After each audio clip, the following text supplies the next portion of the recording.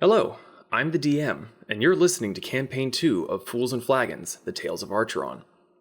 We livestream on Twitch at twitch.tv/fools&flagons. That's fools, the letter N, flagons, every Friday at 7 p.m. Central for Tales of Archeron and 6 p.m. Central for Storm King's Chaos. If you'd like to join our community and talk not just about D&D, but other games as well, consider joining our Discord. The links can be found below in the description. Do you like us? Like, really, really like us? Consider donating to our coffee page at ko-fi.com/fools&flagons. The links can also be found in the description. Donations and memberships are never required and always appreciated. We have no gated content for members only, and all proceeds go straight back into making Fools and Flagons an even better experience, and it helps to keep the podcast alive and well. Are you ready for some D&D? All right then. Grab your drinks and raise your glasses. It's time for the Fools and Flagons podcast.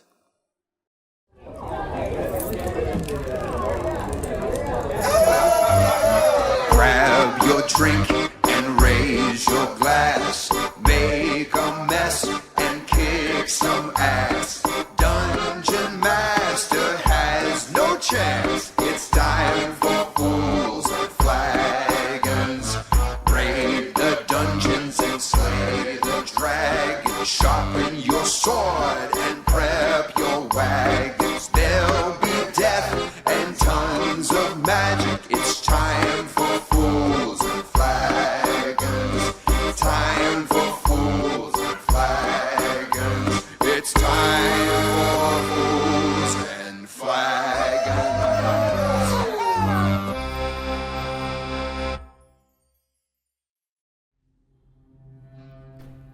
Well, hello everyone. Hello T-Gen. And welcome to Fools and Flagons, a tabletop campaign called Tales of Archeron, made up entirely by me and played by these lovely little widgets over yonder way, Mia. Don't act cute to me, you little fucker. I know what you did. Okay, that's more like it. Thank you. Keep that energy up. That's what I need. All right. So we're gonna just blaze on through some quick announcements, just so we can get some housekeeping done. If you're watching us on Twitch, we do apologize that we won't be verbally recognizing your subscriptions, follows, and bits and everything. People in chat will be keeping watch, mostly these five, and they'll be chatting with you when they should be paying attention when it's not their turn. Your support of us is always really, really greatly appreciated, and we hope you enjoy what you hear, see, listen, whatever. We just want you to have a good time.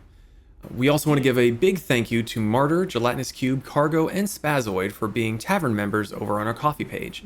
If you would like to support us and you enjoy what we do, that would be the best way. All proceeds go into keeping the podcast alive and well and helps to pay for some of the knick-knacky things that I do for all of this. Links can be found below. Anyone else got anything? Apart from the fact that Nim's drunk as shit, so we're going to get some good Pezisms tonight. I ain't drunk. Yeah. Tipsy. Just waiting for the rest of the vodka to hit. Pez Plays will potentially start very soon with a very big run-through of Baldur's Gate, since some of us have new computers. Yes. But does that And someone I have figured a out new the problem. does that someone have a new battery backup yet, or are they straight in the wall? Straight in the wall, but I plan on getting a surge protector. I have a term for straight into the wall that I can't say on stream, but Yes, it's the pretty fuck great. you can. All right. Go ahead, She baby. plugged in and she is raw dogging that wall. Well, you know. It's not wrong. But I hate You that he see- says you it. said- Look, I'm. I mean, it's accurate though. Like, a surge protector is kind of a condom for your computer. Yeah. It keeps the bad stuff out. Or in. Barely 10 minutes in and we're already fucking unhinged. I'm so here for it.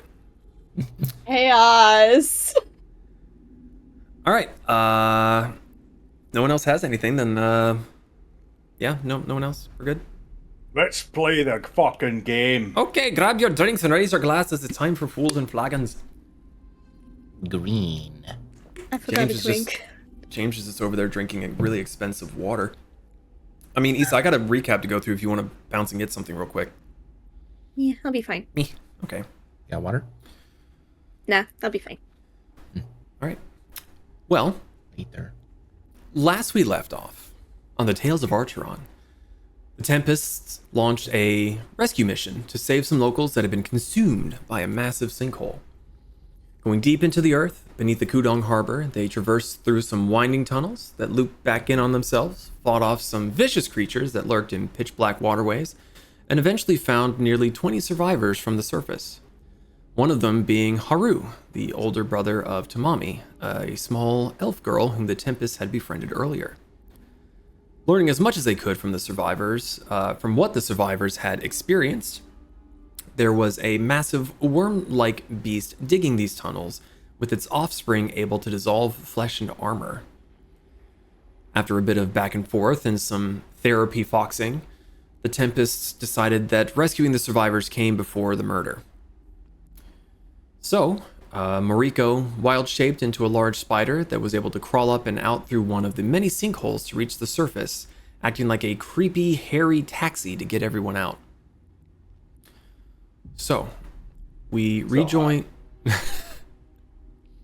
the Tempests now as they escort the survivors back to the nearest town. So, everyone has made it back up to the surface. Lakin having dawdled along just a little bit longer than the rest. So, Preparation. Key. What's the light situation? Is it nighttime? Yeah, it is nighttime. it is nighttime. The moons, are they still mooning? Yes, you are still technically in the full moon phase. I am still full creeper. Yeah, that's what I was expecting. Just punch him real quick and he'll explode. Or don't let him sneak up on you.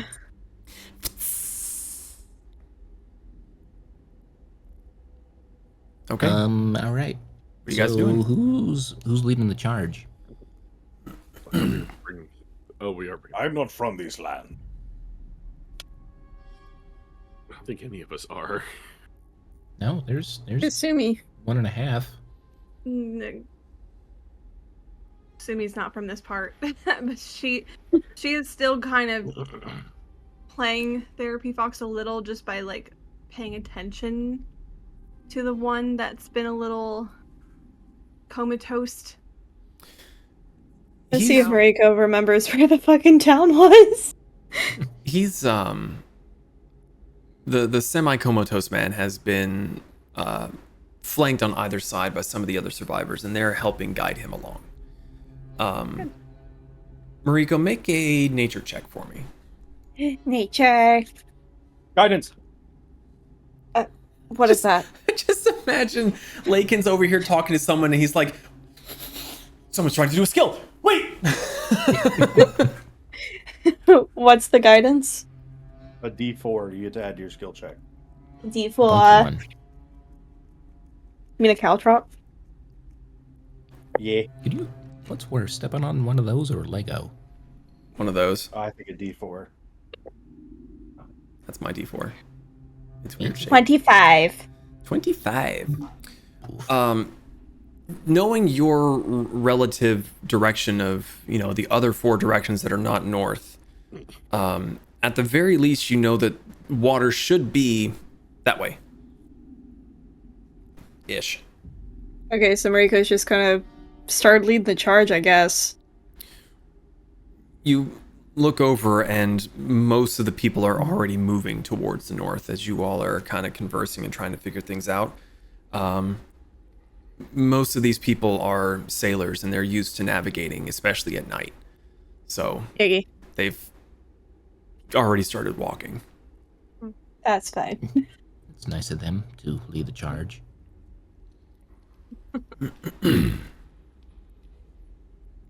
Why are we And we walking waddled them back away. again? Make sure they get back to the town safe. The threat is beneath. Clearly it can very quickly come to the surface. Then shouldn't we be there? We don't know where it is. It's not up here. We're going to make sure they get back. Very well. Okay. So you begin escorting them back? Mhm.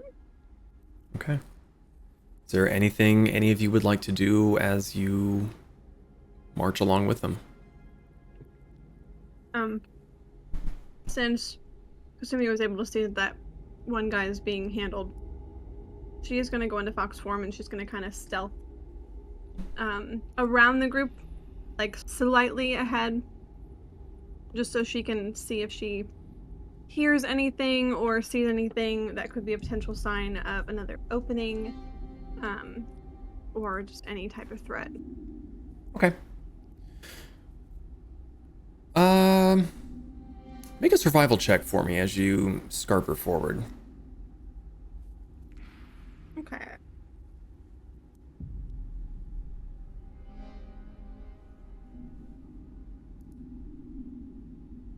That would be a 14. 14. You jump on ahead.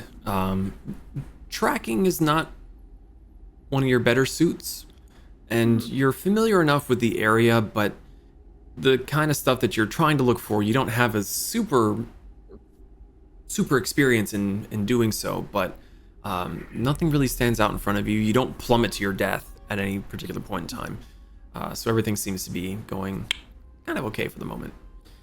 No. Let's see.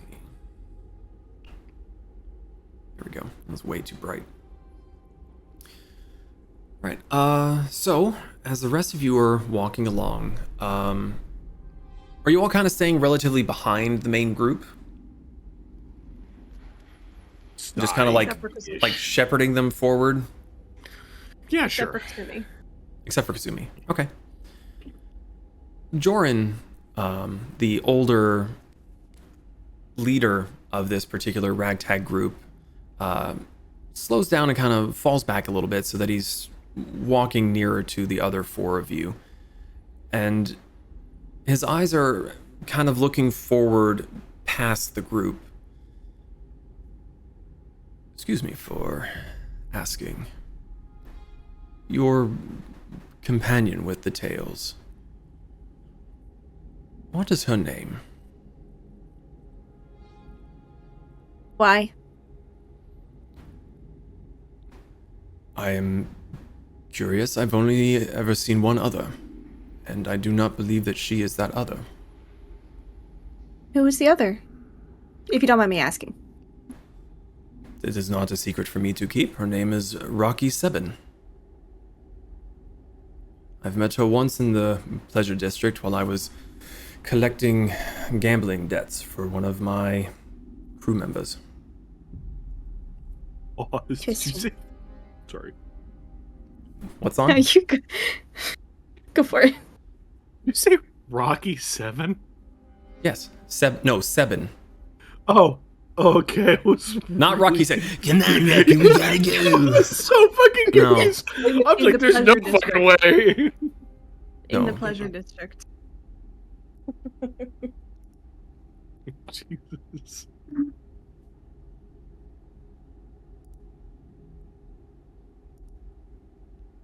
So I am assuming that that is not the one. No. Hmm.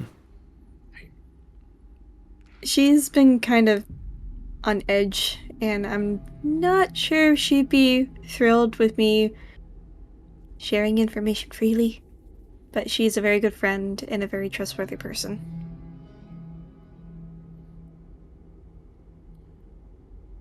I have no reason to disagree with that statement. That's good. Well, just idle chatter trying to pass the time, and surprised seeing more than one such creature that I would not have expected. You know much about these critters? Like, are they supposed to be some sort of uncommon occurrence whenever disaster hits, or? I have no earthly clue. It's just, when you see a creature with 9 tails, you tend to remember them. Though the Rocky is significantly shorter.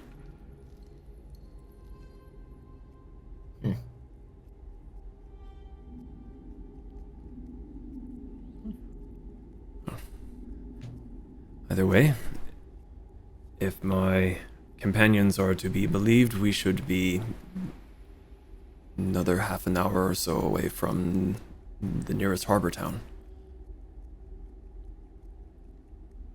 I'm gonna like pull off to the well, not pull off to the side, but like go closer to our group. Do we need to talk to anyone about these callers? Why they haven't like gone off or something? I'm not saying anything about these callers to anyone. You don't think Tamami might have something to say about it, or wait, who? Tanaka. Tanaka. Yeah, Tanaka. In, yes. in Tanaka's mind, he doesn't care whether we live or die. He hasn't heard anything about us being uppity or misbehaving, so that's why they probably haven't gone off. I think they will only go off if we disobey our god or we leave the country. So if there's a lack of people to do that, then probably okay. We Okay. You all travel for the next little while, and very soon you begin to see flickering lights far off in the distance. A fairly decent clump of homesteads that you can see. And the villagers begin to pick up the pace a little bit. They see their sanctuary, for lack of a better word. Do we need to follow them for the last tale of this trip? Or can we entrust them to walk there as we return to deal with the problem at hand? I mean, do we need to rest up any? Like, get some spells reconfigured or something like that over a good night's rest? Sumi does go back into human form and kind of brought over to the group. So we're going to rest, correct? I would love to sleep. It's already pretty late. We don't want to tire ourselves out too much, especially with a big fight ahead of us. Yeah. Yeah, that would Coward. be a good idea, because I honestly still don't quite understand what we're doing with that thing. Gonna kill it. Well, Alright. that's a simple way to put it, but Yeah. It's a very simple we thing to do need to more than just, we're gonna kill it. it. What do you want to do to it? I want to go rest. That's what I want to do. Agreed. Yeah, me too. The main thing that I want to do is figure out what's going on with the crawling one. I want to know what that's all about. Is that not the creature we are going to kill? Could be an offspring, a cousin, roommate. There's like a shitload of offspring down there from what we are told. Well, still. We need a rest. Mm-hmm. Yeah. We'll make sure that this group gets somewhere safe. Mhm. And then we can discuss in detail what we're planning on doing with this giant monstrosity. After we sleep. And I'm assuming that we just not worry about where the heck Tanaka is, correct? I don't think he's dead. able to leave the quarantine area. He's also guarding Cassie, ain't he? He should. Don't know if he actually is. hard to say what he's actually doing ever. Let's be real. Mm-hmm. Okay. Let's go get somewhere not outside, preferably, with a stone foundation. Agreed. That's fine.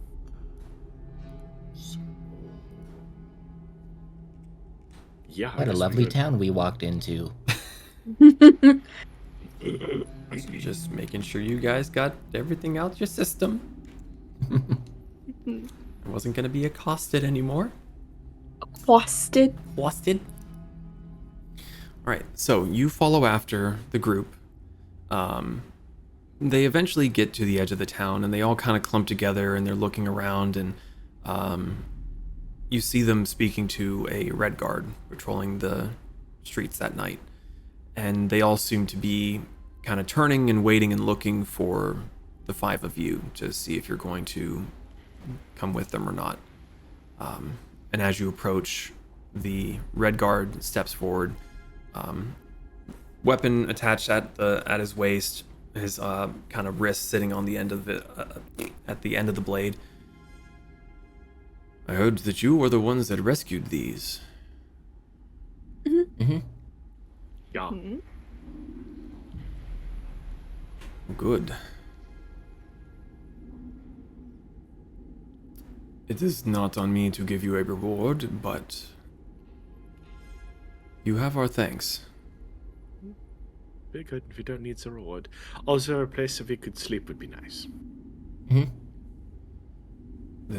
There is, yes. You were looking for the Moonlit Pagoda. It is but a few streets that way. The proprietor may still be asleep, but he has been known to take in those that come at all hours. That is good. I do have a simple request. It might seem a little silly, but since you are clearly a red guard, it wouldn't hurt if you could send a friendly memo to the Shogun explaining all the good deeds we did today. Could be something. Don's just gonna stare at Kasumi with his big purple eyes, like, the fuck are you doing? The guard looks at you in very, very clear confusion. He kind of looks at the ragtag group of people and how beaten up they are, and then back at you, and I'll do what I can. Well, I would ask our tour guide that was assigned to us from the Red Guard, but he apparently seems to have found something else to entertain himself in the meantime. Let's just find somewhere to sleep for the night. Thank you for letting us know where the inn is. We appreciate your time. And, yeah, bye. He is staring at Kasumi in just sheer confusion. Doesn't know what the fuck you're talking about. But as Zahn mentions, thanks for the directions, goodbye, he just kind of gives you a nod and kind of turns and gives Kasumi more of a wary glance before continuing along on his patrol. As we're walking to the inn, Sasha's just gonna look at Kasumi. It's like, for being a rogue, you're not very subtle I at wasn't all. trying to be subtle. I figured that the collars around our neck were pretty obvious to anyone of, that works in his line of work. Felt like the collars were pretty out there. Did he mention them? No, but why look would he at have them? to? He looked at us. Zahn's gonna gesture to the collar that is obviously hidden under all of the fluff. It's not really easily seen. Well, it's very visible on the rest of us. Maybe we shouldn't bring them up unless they're mentioned. Zahn's just gonna point at Moriko. That's what I'm trying to say. Here's my thing. Clearly we want to get them off, correct? Do you want some off now? No. Oh, okay. Clearly we want to get them off, and apparently the only way we're going to get them off is by sucking up to the Shogun, and since Tanaka's not here, following us around like he should be, and he's just doing whatever, we needed someone to be a witness that we're not just trying to plan an escape, and that we're actually helping people, and that we're not shitty people. Sorry, that was Kirsten, not Kasumi. That we're not bad people. Sorry. That we're not bad people, like, we have been marked to be. And I figured a fellow member of the Red Guard would have been aware of a massacre of a group of Red Guards that resulted in a group of prisoners being sent to jail and sent on a imprisonment mission, per se. I'm sorry to argue with you, but probably not. I don't know if word travels that fast, does it? Yeah, we went to the towns that was gated, and Tanaka knew fucking shit all. Like, it seems like if word doesn't travel fast. At all. Like, even a little bit. Well, I'm being generous when I'm saying this. we've already proven that their system is not very organized, Yeah. And but if- it was an attempt. Voice perks up from a little further ways down. You guys coming? You look over and Haru is kind of leaning around one of the buildings. The others are gone. A bunch of them said they wanted to buy you drinks and stuff. Donna's just Should I gonna tell him no? immediately ignore all of the group and start walking towards the free alcohol. We need to rest for the night before going back down and killing the thing. Zon, fighting. You wanted to do the I was gonna say, fighting. he's already gone. Zon is left for the alcohol. you turn, yeah, Zon, we're gonna go, and he's just fucking I can sleep and drink. I can multitask. Are you sure about that? fishbowl. And Zon can. Zon will definitely have a drink before he goes to bed, or 7. Yeah, Kasumi starts walking. Moriko's just gonna follow Pez and Kasumi. Okay. I will follow behind. Haru leads the way, and sure enough, just a few turns, decent ways down the street, there's a very humble-looking little inn, barely 2 stories. It looks like Lakin might struggle to be in the upstairs area, but it is serviceable. It's fairly warm inside. Most who are down there at the moment are those that you rescued, and many of them are already getting drinks ordered, food is being brought out.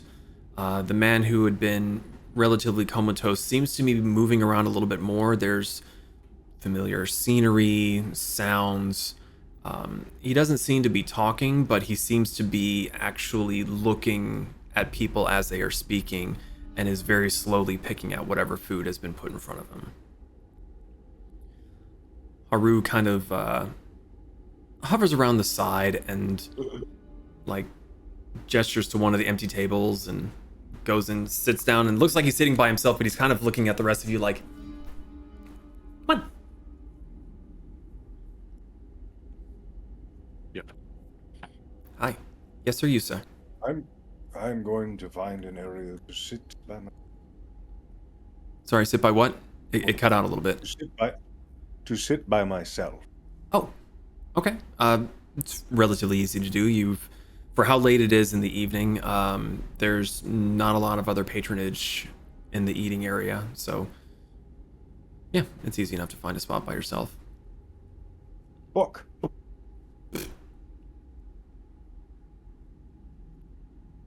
Okay. Kasumi has a seat. Okay. Moriko's just gonna sit in the seat next to Haru. Don's gonna find whatever seat has the most alcohol in front of it. So you go sit at a different table then. Oh, no, same table, damn it. Well, I mean, the table was empty. You hadn't sat down yet, so there's no reason for there to be alcohol yet. Oh no, sit down then, never mind, sorry, sit down. Okay. I really wouldn't put it past you to just drop kick somebody out of their chair and take their spot, though, to be... Oh, beer! Pez, you joining them at the same table? Yeah, I was banning someone to the Shadow Realm. So Pez kicked somebody out of their chair. I'm gonna sit next to Kasumi. Okay. So, you all sit down. The proprietor seems very bleary-eyed, hair's a bit disheveled, but he still seems pleased and eager to serve you. Of course, taking everyone's money is very helpful in that particular aspect. Drinks are ordered, food is being brought out. Haru looks around at the four of you, since Lagan's gone off on his own lone wolf rampage. Rampage. Well, his reading rampage. I don't know what he's doing yet. Book rampage. Oh. Dad puns, yeah! Lakin, you have my permission to chuck it at his forehead. It'll return to you automatically like Mjolnir.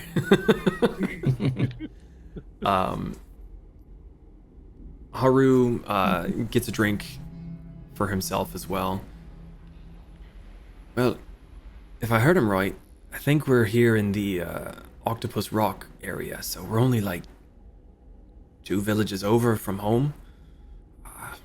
Should be good to get back with no real trouble, apart from maybe what quarantine would keep us from doing, but I'm sure I could nick myself a little rowboat and get back just fine. Are you guys really gonna go back down and fight those things? Mm-hmm. Yeah, it's kind of what we do. It's not what we're specifically designed to do, but it's what we sometimes do. No, I It was We're was supposed to better heal than the that. village. Hmm. That's what we were sent over here to do, to heal the sick people in the village. Yes, but I like fighting big monsters.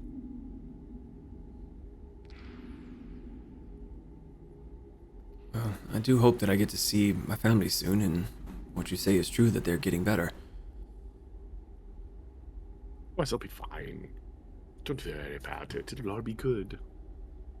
When you do get back home, please make sure that Tamami still has Fluff and that Fluff is okay. What's a fluff? Fluff Did you give Tamami is- drugs? No, she's a moth cat. Moriko! She's a moth cat. Oh, She's my closest friend. I thought those were fairy tales. No. She's been my closest friend for quite a while, and I did not want to risk Fluff getting hurt, so to make sure that Tamami had someone as a comfort, I left Fluff with Tamami. Well, she's always had a way with animals. It's been a bit of a problem, really. Keeps bringing things home and saying she'll take care of them, and, and they shit on the floor, and Mom gets upset, and that's why I just go fishing. Sometimes more than I'm supposed to. And he just takes a decent swig of his own drink. And then get yourself sucked down into a sinkhole. Yeah, that memory will help me forever. Don't worry. I promise. There'll probably be something. Never mind. That'll be the worst thing that ever happens to you. Yeah. When that happened, did you happen to notice anything suspicious, like any sound or feeling or something different? Apart from the sound, the first thing I noticed was just that god-awful stench. Yeah, we noticed that too. Cough Lakin. The stench. You don't think you don't think any of this would have been related to the sicknesses that's been going on in the village, do you? I wouldn't doubt it, to be honest, if you think about all that nastiness being down below. I didn't get a real good look at the bodies that the others piled out of the way, but they were saying some looked like they died from combat and others looked like something had eaten through them. Something wasn't right about them.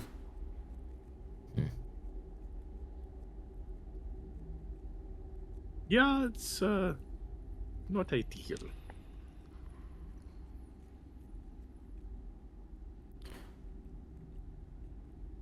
So,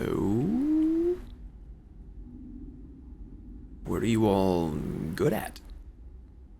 I like shoot? What? Like I like shooting. Bows? Like guns. guns? From the Western people. What? How'd you tell? What gave it away? Something I read about. You said guns. We don't use those here. Ain't that something? I like killing. Can I Breaking. shoot one? No, not tonight. It's too loud and too late. Maybe when we come back to the village and see you guys again. So you're saying there's a chance. Maybe even let you shoot the big one. The eyebrow! He's like, oh, yes. I'm not excited at all. I guess I'm good at nature? Maybe? I would hope so. You're a druid. How does one be good at nature? Well, you start with being able to survive from a young age in the wilderness. I can survive on the water pretty good. Me too. High five. I try to avoid the open water.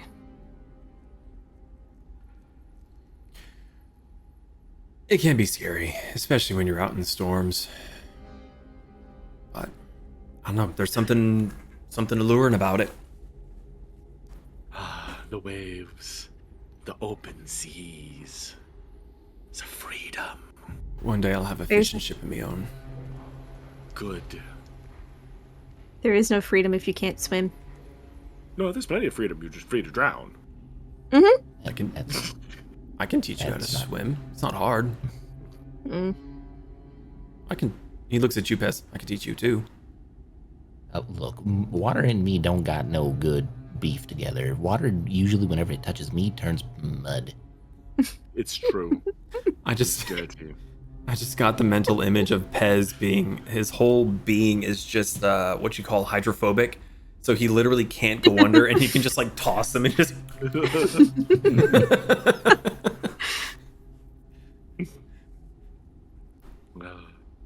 Wait, Moriko.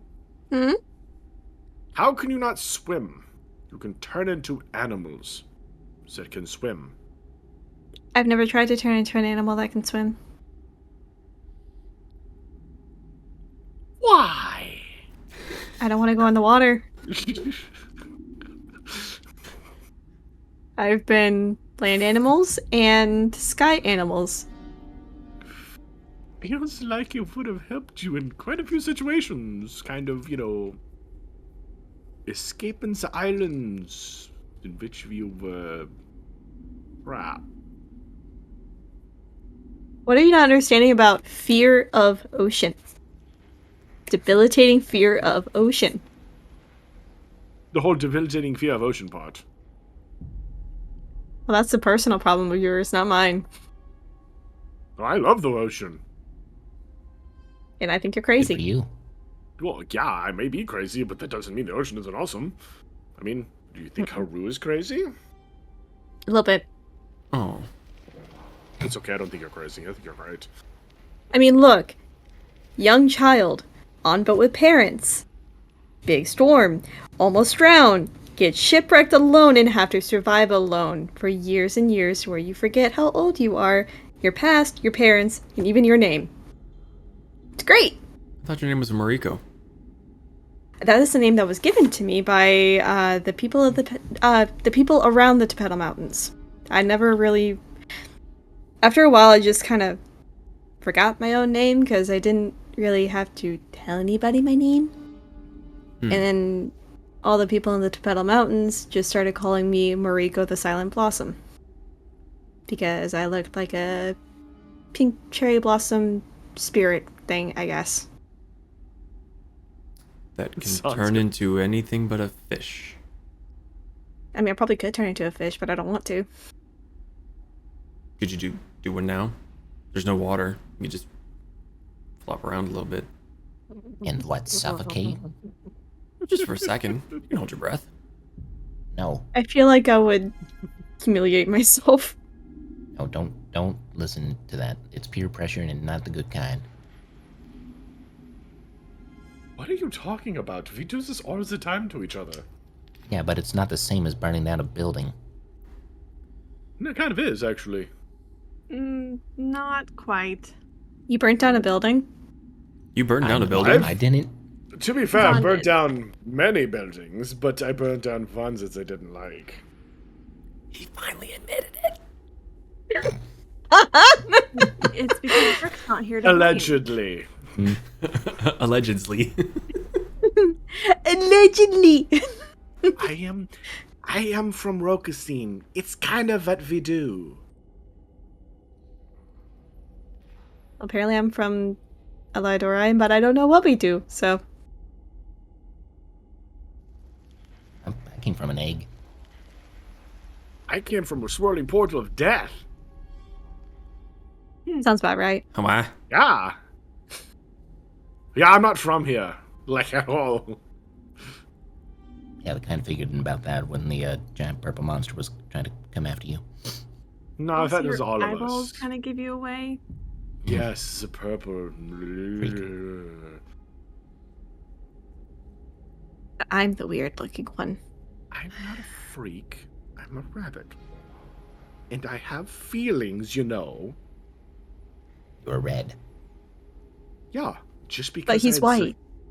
Yeah, I had the color sucked out of me from something. I feel like that'd be painful. Oh no, it was very painful. It sucked. Like 100% would not try again.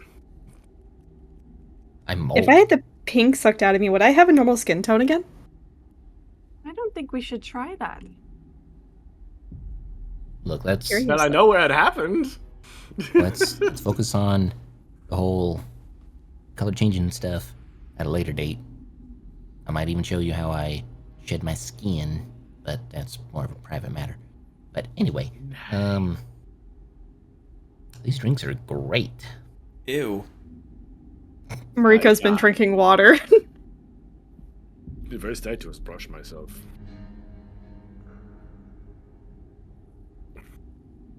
I think we're scaring the poor boy. I'm not scared. I'm scared of what Right. you're going to do down there, but you guys don't scare me. I wouldn't let what we're going to do down there scare you. We live, we die. Shit happens. I'm more afraid of what's actually down there. I've You heard didn't If I have can me get any good survive- look at it. If I can survive elementals, I can survive that. I think this might be a little bigger than the elementals. Or wormular. Elementals against a small child. It's an Alaskan bullworm! I don't know what that is. No, I don't That's know what it is Alaska. either. It's hairy and it's pink. I don't like I'm that. gonna go to Anyway. bed. Yeah, Yeah, probably. that sounds like a great idea. Yeah. Okay. Well, thank you for the drinks, Haru. Yeah. Good I luck hope with you your get home worm. safe. I'll do my best. He kind of downs the rest of his drink, sits it on the table, gets up, and just kind of like backs away with Zon being in front at all times. I like an eyeball. Why am I the one who scares him? Talking about big pink hairy worms. Anyway, so Shall we retire? Yes, I want to retire. What's the room situation? I'm assuming the refugees gave us a free pass, or probably not. Or Pay for. as you all start to look around to see what the process is, the innkeeper basically assigns you a room. Seems to have already been paid for, as has your food and drinks. There's only so many rooms available. There's a decent amount of rooms, but a lot of the people that have been rescued are wanting separate places. They're not willing to share. So you're able to get about 3 rooms for the lot of you. you two ladies gonna bunk together? If Kasumi's fine with that. Yes, I can go into fox form. That's fine. Unless you wanted a solo room, I'm just assuming by making I mean, an ass out of me. Kasumi and I usually share a room in the cart, so. Okay. I can pretty much sleep anywhere. Yeah. Lycan, you gonna stay down here? What? Ah, Are you staying down here? Or are you gonna go up to a room? I mean, I will know you don't get much stay sleep. down here. Okay. Don't want to overcrowd. Oh, okay. I get a whole room to myself. You can starfish. Don't like that thought. Proceeds to curl up into a corner. Has pose in the corner. That's what I would do. I don't like all this real estate. No. Too much room. What am I going to do with all of it? All right. Before we do rest, Mm-hmm. I would like to speak to Mr. the Coyote. Okay. What do you say? I How don't do you know do if it? you're listening, or if you can even hear me, or even care, but I'm scared. Like, a lot. So if you can just, watch over us, that'd be swell. And, yeah. I miss the dryness. Okay, bye.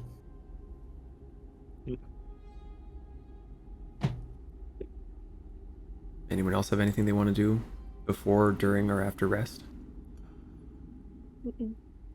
After Moriko's 4-hour trance, she will meditate for a bit to try and see if she can drum up any inkling of any kind of memory or recollection. Just anything in particular? Anything from childhood. Anything from childhood. Okay. Make a history check for me. I am average at that. I give you guidance, but I'm not there. 8. 8. 8. Horn wants it.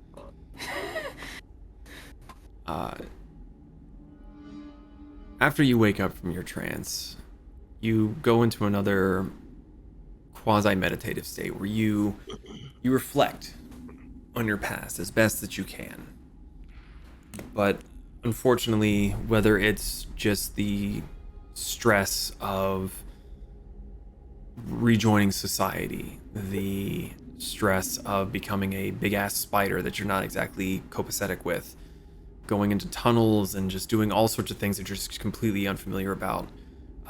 The only things that really come to mind are all the lessons you've learned, hard learned, in surviving on your own. And your meditation becomes a little bit more erratic as you war with how do I survive on my own versus you're no longer alone.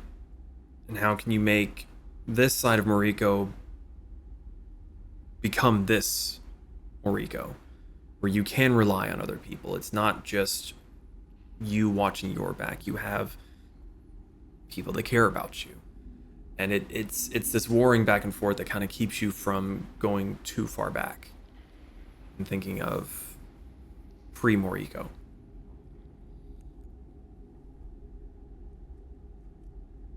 She's just gonna get frustrated, just grab the pillow and just slam her face in it.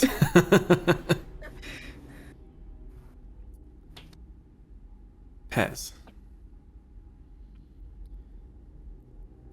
You go to sleep. And you have a very vivid dream. Mm-hmm. You are much taller than you would normally be. Your senses are sharper. Yeah, you're here, you're like there. No, you are like You are big. Your your senses are sharper. You are hearing things and smelling things in way more detail than you ever have before. The air is humid, and the ground beneath your feet is soft and sometimes muddy. You hear gruff voices in the distance. It's dark. You see little flickering pinpricks of light through trees. The scent gets stronger, and you start to move faster towards the sounds. You're zigzagging through the trees, and you realize that the trees are smaller than what you're used to, aiding to the fact that you feel bigger, more powerful, in control. The movements that your body has don't seem like your own. Just the proportions are all wrong. But no matter what you do, you can't force yourself to look around anywhere. You're just locked straight ahead. And as the lights get closer and you burst through the trees, you see large, muscular greenskins, orcs. You see clawed hands come into your view as you latch onto the orc. And as your head twists to the side, you go down to bite at its throat. You wake up. You have a sense of excitement, joy. You're kind of reinvigorated.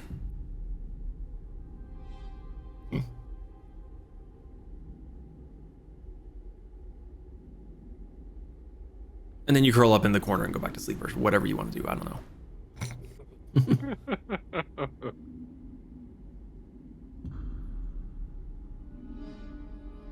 It's still late into the night. Sun hasn't quite risen yet.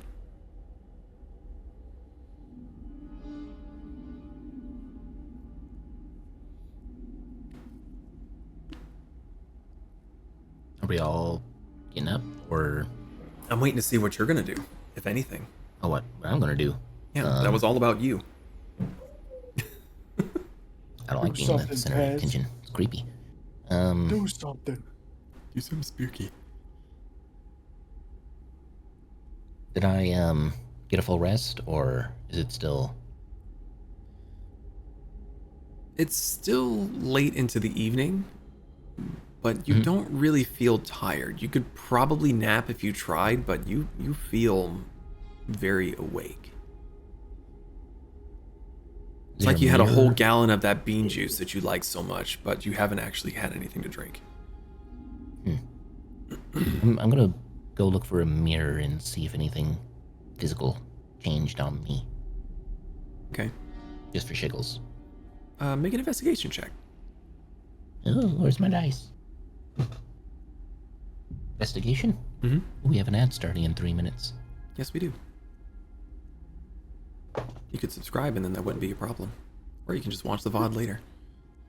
18 plus 7. 25. 25. You look at yourself for a long time in the mirror. Looking at your hands, looking at your face. And it kind of takes you a little bit to realize that your frills are not moving.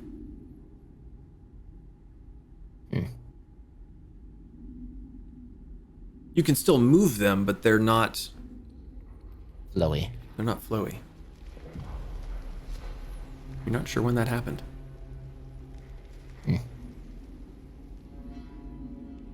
Interesting. Yes, quite.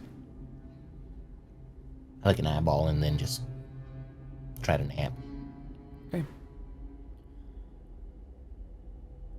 You all finish a long rest. Wake up to the sounds of footsteps moving around the inn. Hushed yet excited voices of those that you'd rescued, discussing what their next steps are going to be.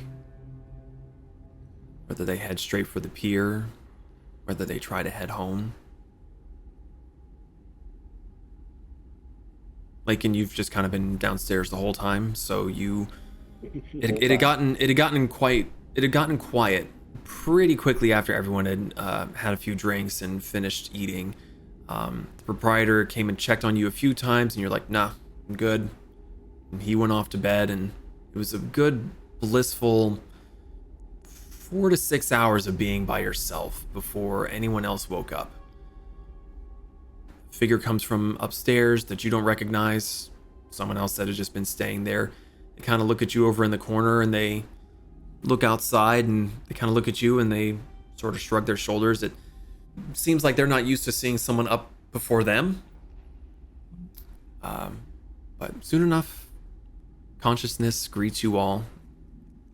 Moriko, you got, your 4 hours of sleep and however long you wanted to stay in the room, attempting to meditate and or screaming into a pillow.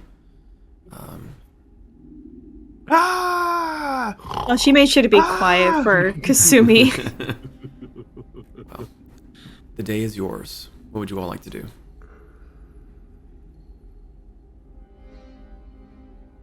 Kasumi's gonna go downstairs and find Lakin. Right where you Rika's left following him. Kasumi. Yep. He is right where you left him. She's gonna stroll over. She's rubbing the sleep from her eyes, just stretching. And she has a seat at the table. Did you stay there all night? Yes, Did you scare any patrons? most likely. What were you doing? Reading. Miss Kasumi, reading. Reading what? Probably something you wouldn't understand, but you're more than welcome to try. He's too Her stupid. eyebrows kind of like furrow. And she just kind of frowns a little. She just holds her hand out. I push my book over towards her. So it just floats. No, Or it you're just scoots. It physically just pushing scoots it? across the table. It's like a Webster's dictionary. Like it's big. Okay. Yeah, go ahead. It's my book of shadows. So I don't know if she can read it. So the book is large, heavy. It is covered in barnacles and seems to have suffered some kind of water damage, yet for how damaged it looks, as you flip it open, all the pages turn just fine. There's some rough edges around it, but everything in there appears legible to some extent, whether or not you can actually read it. Make an Arcana check for me. Okay. Let me get back over there.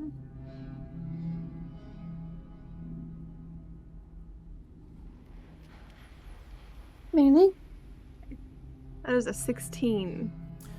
16. There's a few words that you recognize, whether just having been around for so long or having sat down and talked with Brick as he's been doing research, or even with your adoptive father being a bit of a caster himself. Individually, some words make sense, but cohesively, you're not really able to follow. There might be some pictures in there, whether or not Lakin has jotted anything down in a common tongue or common language. I'll leave that up to him. Can you speak Infernal, Abyssal, or Orc? 1 second. Probably not, but let's take a look-see. No. Well, I would identify towards the beginning of the book. You will see it is written in the tongue of the greenskin. And as time slowly went by, it went into the foul language of the Hells. Oh. Is this something that you just picked up for fun? Fun. Oh, part of my contract, dear.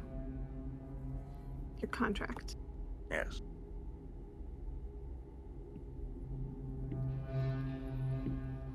Well, can this book help us figure out what we're doing today? Surely it could. But whether or not the group will see fit to actually follow through with that remains to be seen. Well, then you should join the conversation. I'm here. All right. I snap my fingers and the book vanishes into seawater on the table, probably getting her wet. Why? There's a crowd! Christ. Like, aggressively, like, starts stringing out part of her kimono. You could warn me before you do that. I could have just handed it back to you. Sorry. It's probably a force of habit. I don't like it. It smells salty and wet. It is both of those things. You don't like getting wet, do you? No. It's about that time that Zon walks in. You smell lovely, Kasumi. You smell very salty and wet. It reminds me of the ocean. That's a weird thing to say to someone. Do you not smell salty and wet? Lakin just put water all over me. Good job, Lakin. She smells great. Kasumi has a frown. She reaches into her bag and grabs out one of the vials of perfume that she bought and starts spraying herself down. The spraying isn't doing enough, just uncorks it and boof. What is, I'm going what is that? to It's awful. appear from behind and hand one of my pocket handkerchief things. Who are you appearing behind? Yes. Well, there's only one of him. He can't be a yes. I rolled a 1, so Moriko. 3 kobolds. Right. So Moriko, you just see this tiny little hand and a handkerchief come from around the side of you. It's just, What's that? Dry off. Oh, thank you. She like grabs it and starts like wiping off one of her tails that was in the splash zone. We need a comb. Okay, so what are we doing with this monstrosity? Going down hole, finding monstrosity, and fighting it to the death. But haven't we seen these holes everywhere? Yeah. Like all over the area, like like we saw it right when we entered. Yeah. So we could be down there for days. Well, the people down there said that it was congregating around that specific area for a minute because they knew well enough to stay quiet when it went by, so... Yeah, but she said The barricaded sections where I left my scions.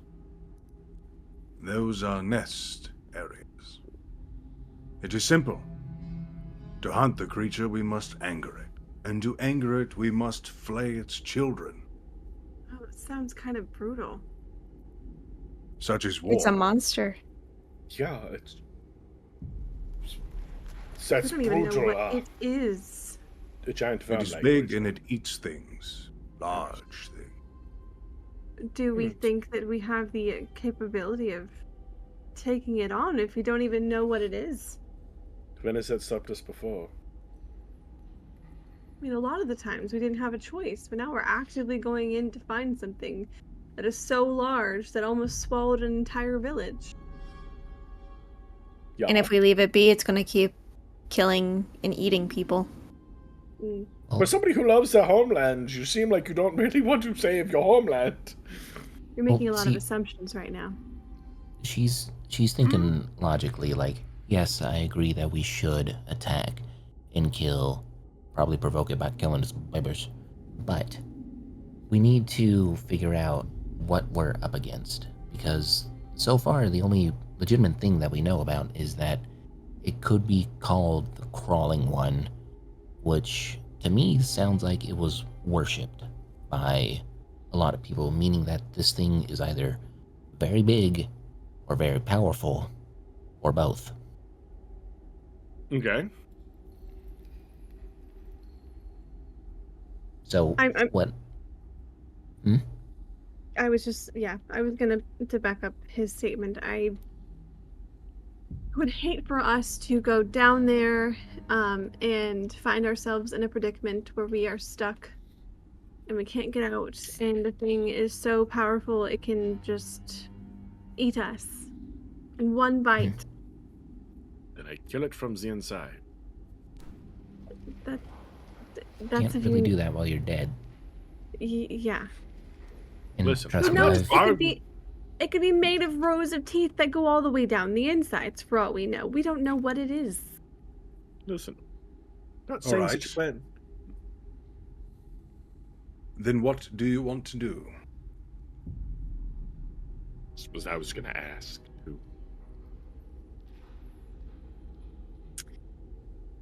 I mean, the real answer is go back to the quarantine village, make sure people are healing, find Tanaka, and get our collars off. And then what? It's sent on another wild goose chase, probably Leave not going this down the hole. country. So you don't want to. So, just so I understand the events, you want to save your own skin and leave innocents to die.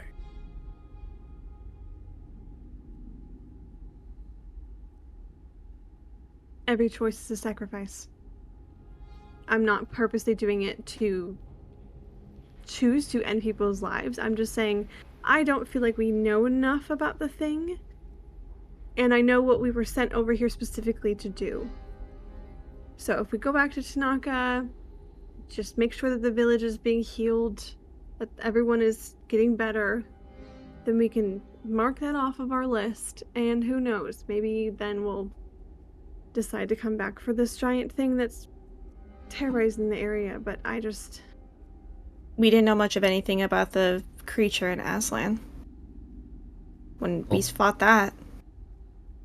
Look, I'm gonna be on everyone's side here because yes, I agree with Kasumi, and I see where she's coming from because her nation turned their back on her and kind of left her out to dry, even though she did nothing wrong.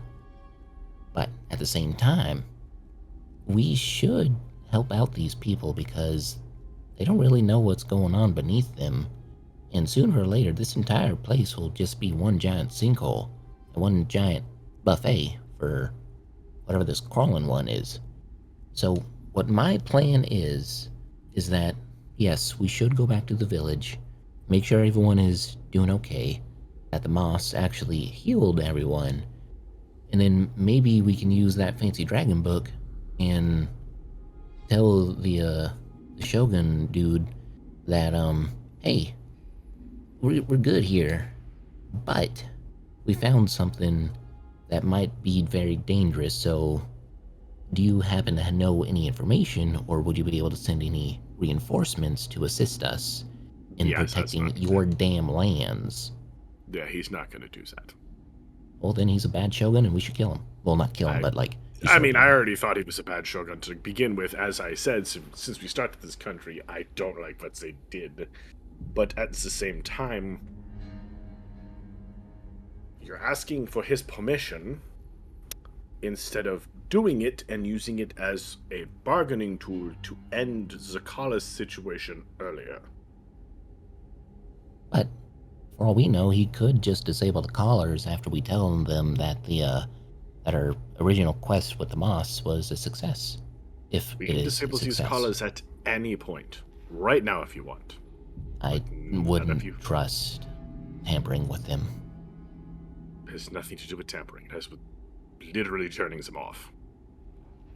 Well, I don't know how magic works, but I do know how bombs work. Mm-hmm. And my guess is that if there's any sort of dispelling of any sort of magic or tinkering with these things, they will go off.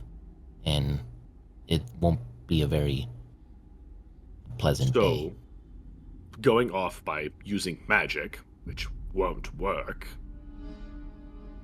I mean, if you want to try it on yourself, be my guest. You'll just be headless. Lycan stands up and walks outside. I mean, you saw what happened Okay. to Pez when he just said an additional sentence back to the Shogun that he didn't want to hear. So again, Zahn, if you want to try it, be my guest. But I'm not the one asking to take it off. You guys keep saying, let's take it off, let's take it off. All I'm saying is, we have the opportunity to get to this thing. If it takes long enough, we don't know how quickly it's young hatch, we don't know how much it moves. 2 days from now, 3 days from now, it could be completely gone. And then any progress we would have had is gone. My concern is the fact that we have already been away from that village for it's been like 2 or 3 days? Mm-hmm.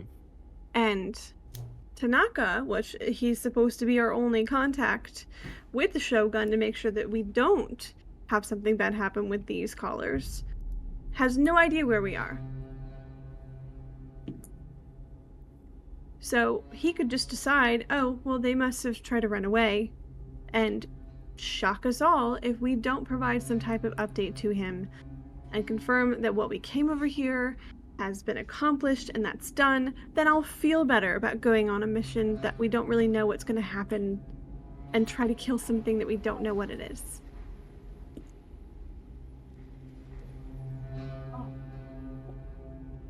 It's your choice, one of Yaza. Apparently, you are soul set on doing whatever it is you want to do, so again, I'm do it. I'm with Kasumi on this. I want to go back to the village, make sure that our original plan was a success. Then why are we talking about it then anymore? Let's just go. I mean, is that what everyone else wants? Like, is that what Moriko wants, or Lycan? What, like, where'd he go? Pretty sure Lakin wants to go kill this creature. He's not very good at the communication side. He's very good at the Irish goodbye, though.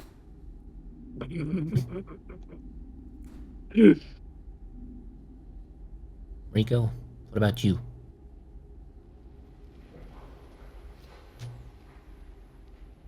I do believe that we were supposed to come to this area because it matches the vision that I got from Aaron. But if you guys are dead set on this, I will follow. Or I could just go back to the village. If you guys don't want to, I can go back to the quarantine village just so I can get my conscience a little bit more level-headed, because until then, I'm not going to be able to think straight. I'd rather not split us all up. Why don't you Can just we- use your little dragon book to send him a message? Yeah, could we right do now? that? I could try that, but that's not physically being there to see if everything is... Just write him a message, say, hey, there's another problem that we were trying to deal with here. Is the village healing properly? Yeah, we found your son. Yeah, we found... Wait, what? No, what? No. Tanaka's the guard. Tanaka's the god. Oh, I thought we were gonna message the family. No, we're gonna message the one who's supposed to be holding on to our leashes. Oh, Yeah, Tanaka, that son you didn't know about, he's good. Just message him, see what he says. He has no reason to really lie to us, and then go from there. It's 2 villages away. Will they even let us back into the quarantine zone and let us leave? They would have to. Like, we were the ones that were sent there. Like, We don't. they should let us back in and out. it's just 2 villages away, if I'm remembering correctly, DM. Because I remember Haru saying that yesterday. We're in Octopus Bay or something like that. Octopus Rock. Yes. Octopus. Um, God damn it, James. through the conversation that you had with Haru, you know that you were a little bit east of Maple Sands, which is where the original sinkhole was that you dove down into. And Maple Sands is between where you are now and Calm Water Piers, where Tamami's family is. Okay. I still think writing the letter would be easier because it saves us a whole trip and a day. This is a Okay, moot then. point. Let's just go. It only took us, what, like 30 minutes to get from the quarantine zone to the first sinkhole, right? Yeah, I actually don't remember the time. I was on the back of Lake and Shark that was going at god-ass speed. Yeah, the shark was kind of going mock Jesus. So yeah, we could do that. We could just book it. If Lakin's willing to be a ferry service. Kasumi stands up and walks outside. Okay. Break Zona gonna fall. follow. Yep. You all. Where's Lakin? Do we see Lakin? You all walk outside of the inn. You don't see Lakin.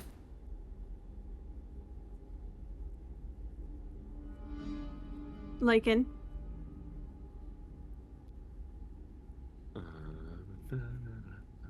Does my Nothing. little You look up and down the bracelet- street. There's no sign of him.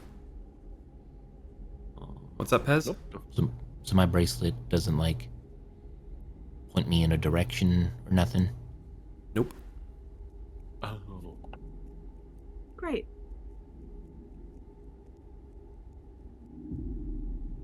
Well, there's Well, that idea.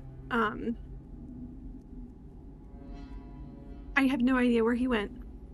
I have a So- strong idea where he went. Okay. Well, I'm gonna go back to the village. So, if you want to join me, you can. If you want to go look for Lakin, you're more than welcome to.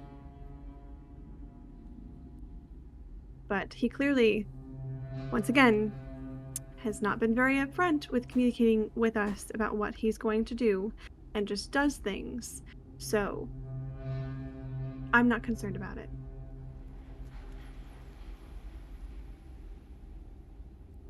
What's everyone doing? Wait a minute. Do I have that prepared? 1 second. Let me look at my spells.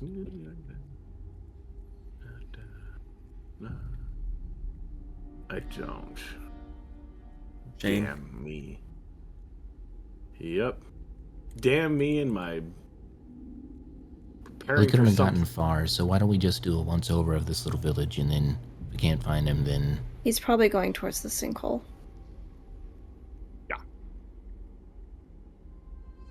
So, So, Kasumi, are you waiting for everyone, or are you just walking Nope, on? she starts walking. Okay. So, Kasumi is walking on. The Lakin is somewhere, and the three of you are standing outside the inn. What are the three of you doing?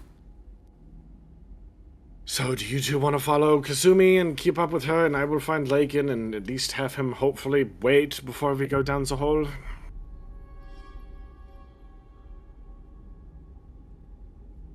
I'm conflicted, but I feel like I shouldn't leave Kasumi alone. Because she's gonna get herself in more trouble by putting her foot in her mouth at some way or another.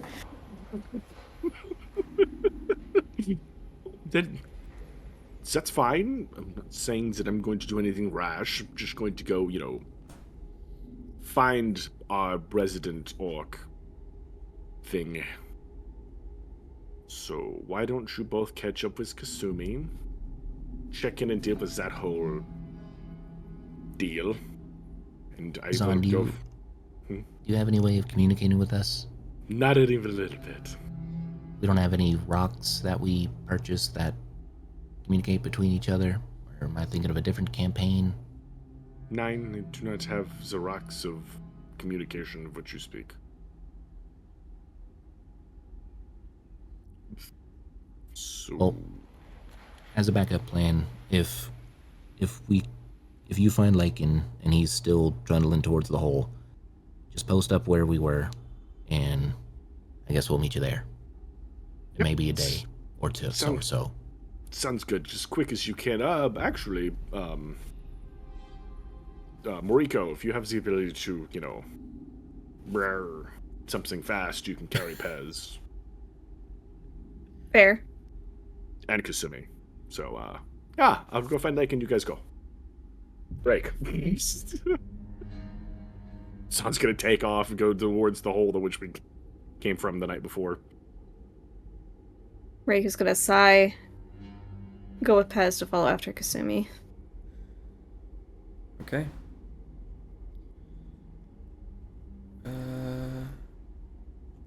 Alright, so the two of you go after Kasumi, heading towards the calm water piers. It will take you a good couple of hours to get there. It's not a straight shot. You have to wind through streets that you are relatively unfamiliar with. The only real guide you have is Moriko's sense of direction. Would a boat be faster? You're not exactly one that's familiar with the water, so you wouldn't really know. Because I was thinking like maybe we could call in a favor from one of the people that we rescued and just boat our way there. Kasumi's already walking. Okay. She's a good 5 minutes ahead of you guys. Okay, so Can't Moriko fly? She can. I'm not going to tell her how to play her character. You're not there. Shut up. She's heavily conflicted and she's kind of annoyed at the whole situation. She's not going to... She's just going to walk to catch up to Kasumi. Just snatch her as a pterodactyl. It takes you a little bit to find her as she's taken a different route, but by scanning and looking around, eventually you see the tails moving around a corner and you catch up to her. I'm just gonna put a little jab in. You know, one of these days I'm gonna sovereign glue us all together. Please don't.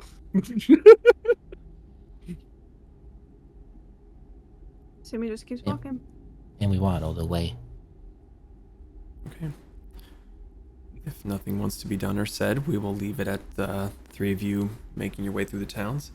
And we'll go to Zahn, who I would assume is either darting through the streets and or jumping over buildings to try to get an eye out. Sure enough, your assumptions are correct. As you get to the edge of the port town, you see a large figure heading towards the south through the relatively barren fields. Wait for me! Zahn is just, You know what turn around and Zahn is there, and then he's gone. Then he jumps up through the reeds, and then he's gone. Then he jumps up over here, and he's gone. Like a bounding husky. That's a fucking racist statement, you fuck. You're short, shut up. Yeah, it's true. Wait for me. Lakin! Lakin! Lakin, I get right behind him. Lakin. I stop. Fucking smack him and You fall get a down. face full of orc ass. Oh god, it doesn't come out. Yeah, it's Coming in my in whiskers. I would turn my head to look over your shoulder, to look over my shoulder. I was confused. Yeah. I can look over your shoulders on. And you see my skin is very taut against the bone structure to where there's like small rips occurring near like the jaw lines and the tusks and the fangs. And my eyes are glowing a soft green. Is that normal? Don't feel like that's normal. What do you want? Uppies. I'm inclined to acquiesce to your request.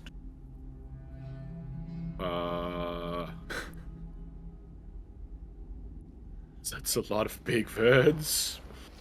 Just a simple Rokasinian? Where are the others? Does fear grip their belly as well? I don't... well, fear is not the word I would use for it. I would... Zon pauses and thinks.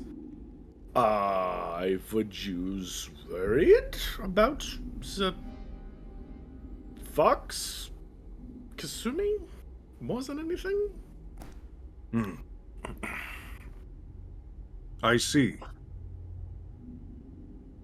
And I came here because I'm worried about you? You need not worry about me, Warrior Zon. I have been alive for longer than any of you. Well, To be fair, I don't know how long I've been alive, but probably. So they're going to check on Kasumi and hopefully expedite the process with Moriko isms. And we will wait at the entrance of the hole for them. is that what we are going to do? Maybe just do a little reconnaissance and see what we're dealing with, so when they get here, we can deal with the situation at hand. I'd like you to roll a persuasion. Sure! How can this go wrong? I'll allow it. I don't know where my persuasion. 13 plus 6, 19? DM? What was the roll? 19? Yeah. As frustrating as he can be, he's kind of cute. I'm fluffy. I'm fluffy and adorable, and you want to just hug me? For the murderous little rodent that he is, he's got the little puppy dog eyes. They glow purple like death. It reminds you of you when you were a lad. While not the most persuasive argument, there's a tinge there of it's frustrating, but he kind of makes sense. Where are they going and what are they doing? The thing we... Oh, that's right, you went outside. They're just going to go tell...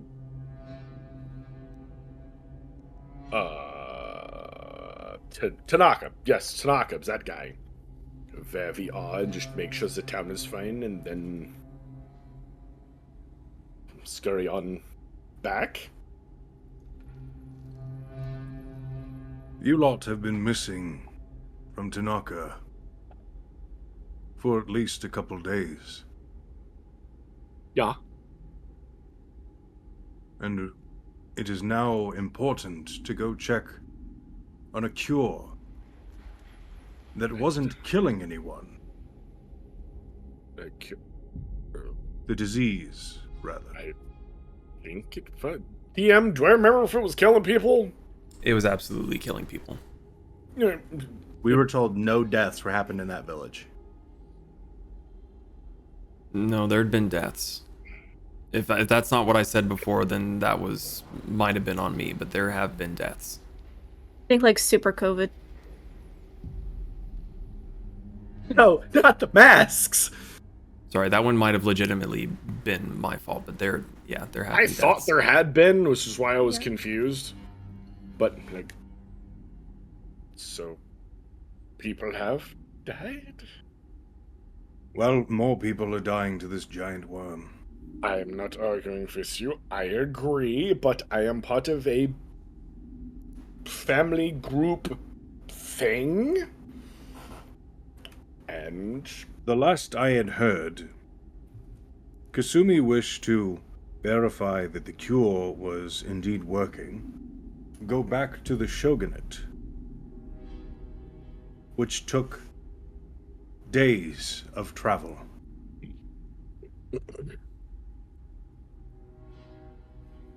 Yes?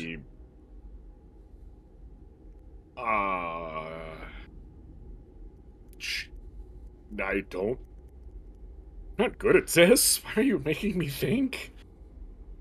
I think checking in with Tanaka and making sure the villagers are gonna be okay will put her mind at rest, hopefully, maybe? Listen, I am just a simple heron gun that smacks things with lightning and swords. That's very subtle at what I do.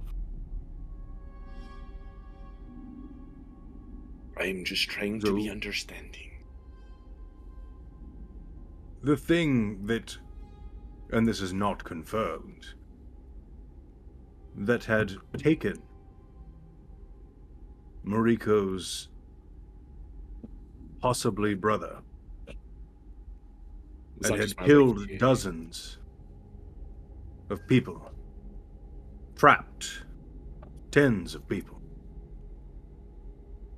is not the most pressing matter, but to ease the conscience of one who would consider the cure over the giant death worm. This is a different perspective? You are reaching and grasping at nothing. I mean, to be fair, I don't think like that, so I can't make a convincing argument, but I can understand that I don't understand. What did Moriko and Pez have to say?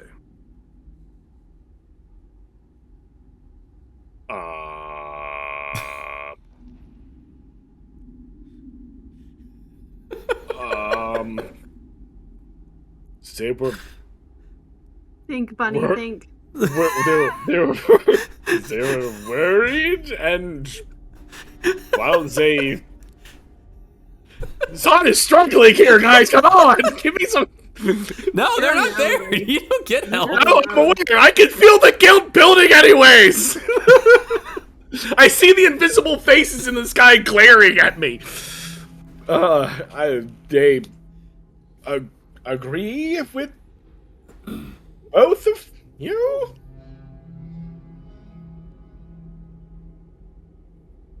Really?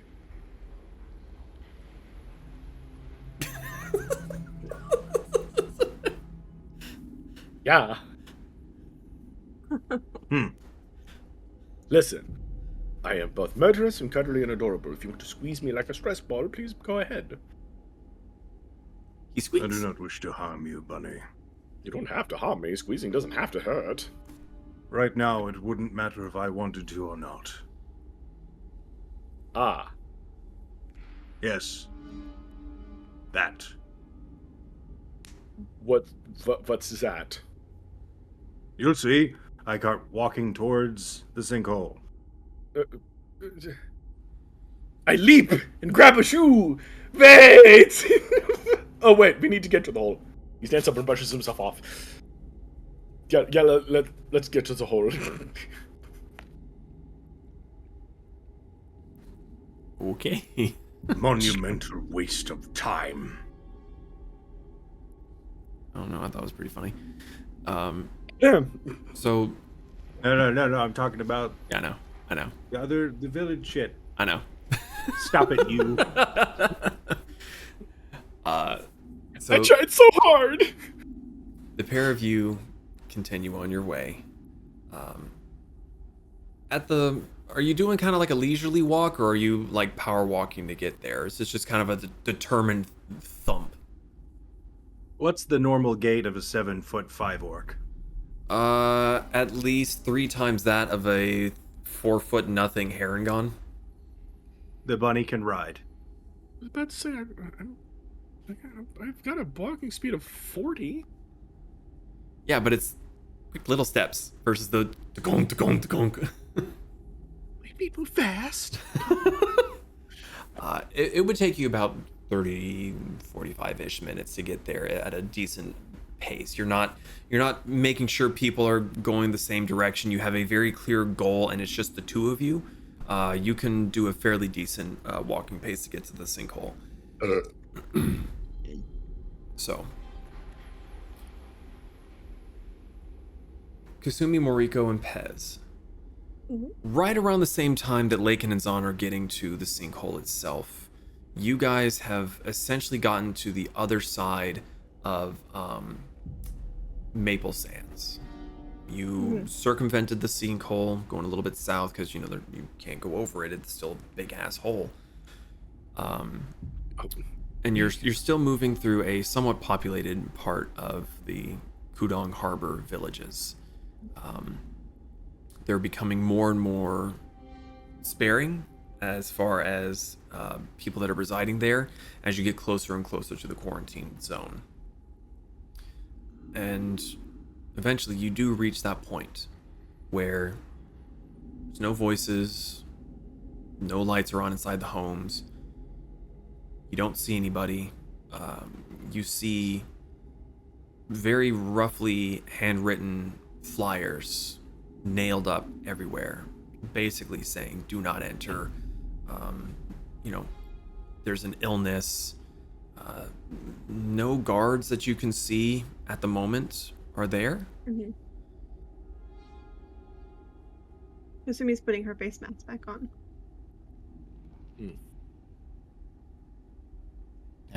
Like doctoring it up. Moriko? No mask, but her expression is very stony. Okay. And just thematically, because Laken and Zahn, I will get back to you in a second. When you guys do get to the hole, are you gonna wait? Are you gonna go down just so I can kind of like pre-plan? Reluctantly, Laken will wait. Okay. Good to know. Thank you. And I'll regale him with stories of my amazing past. Laken jumps down the hole, face first. And survives. It's weird. I'd have spoilers. Okay, so the three of you begin moving through the deserted part of the village. There's more signs tacked up everywhere. As you get further in, the notices seem to be getting older, more weathered. Very likely that the quarantine was moving further and further out as things got more and more severe, and the ones that had been placed up originally just were never taken down. Are you trying to be stealthy? Or are you just kind of going straight through?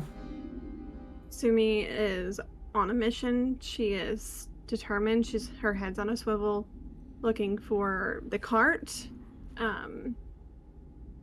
And she's just trying to stick to the plan of talk to Tanaka, check in with the medicine lady. Okay. I forget her name. So that we can go back. Okay. So you would remember that you parked the cart on the southern side of Calm Water Piers. Mostly because the roads in and out of the buildings there were a little bit too small for Cassie to be able to fit. Most of those roadways would be big enough for a smaller cart or a hand cart of sorts. So passing through some of the alleyways, if you are going to look for Cassie's sanctuary, you would eventually find yourself at the southern edge where homesteads meet wide open fields for as far as the eye can see. And it's not difficult to find Cassie. She's very big, bigger than most of the buildings on this part of the village. And when you get a little bit closer within her kind of thought bubble, she seems very excited to see you. Hi. Where's the other ones? Sumi's gonna give her a couple chin scritches. Which part of the wagon are you scratching? What counts as the chin? Oh, that's right. You sorry. just like scratching a wheel? Wagon. You just go for a doorknob and I go. forgot you were a wagon. Excuse me, my brain is dead today. It's all right. She's gonna put her hand up on the cart and just pat it. Okay. Moriko and Pez are here. Zahn is with Lakin. Where's Tanaka? Oh, I think I saw him go into that village. He went into the village. Yeah, I'd point, but I can't. When did he go into the village? I don't know, sometime this morning. Okay. All right. We're gonna go try to find him. Okay, I'll be here. Okay. And Kasumi's bye. just gonna turn and try to figure out. It's just, I can't point. I'm so stupid. Sorry, I meant to be muted for that. No, it's fine. We all agree. So you all... Asshole. So the three of you begin moving through the village, assuming... Eventually you start to hear voices. Far more voices than you had when you were there previously. Where before you were hearing sniffling, coughing, sneezing, just general sounds of discomfort from most of the populace in this area. A fair few of the voices sound at least somewhat normal, or more normal, I should say. Tracing your steps from a few days prior, you find the temple that Otohime had been residing in, and there's a fairly decent hustle and bustle. There's people lining up towards it and seem to be walking away and going to different areas around the central village, disappearing through alleyways, and they seem to be carrying things. What are you all doing? Sumi's going in. Okay.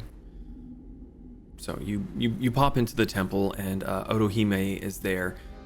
She looks a little bit more ragged. The priestly robes that she had been wearing when you last saw her, she's not wearing. She seems to be wearing clothes more suited to sweatier labor.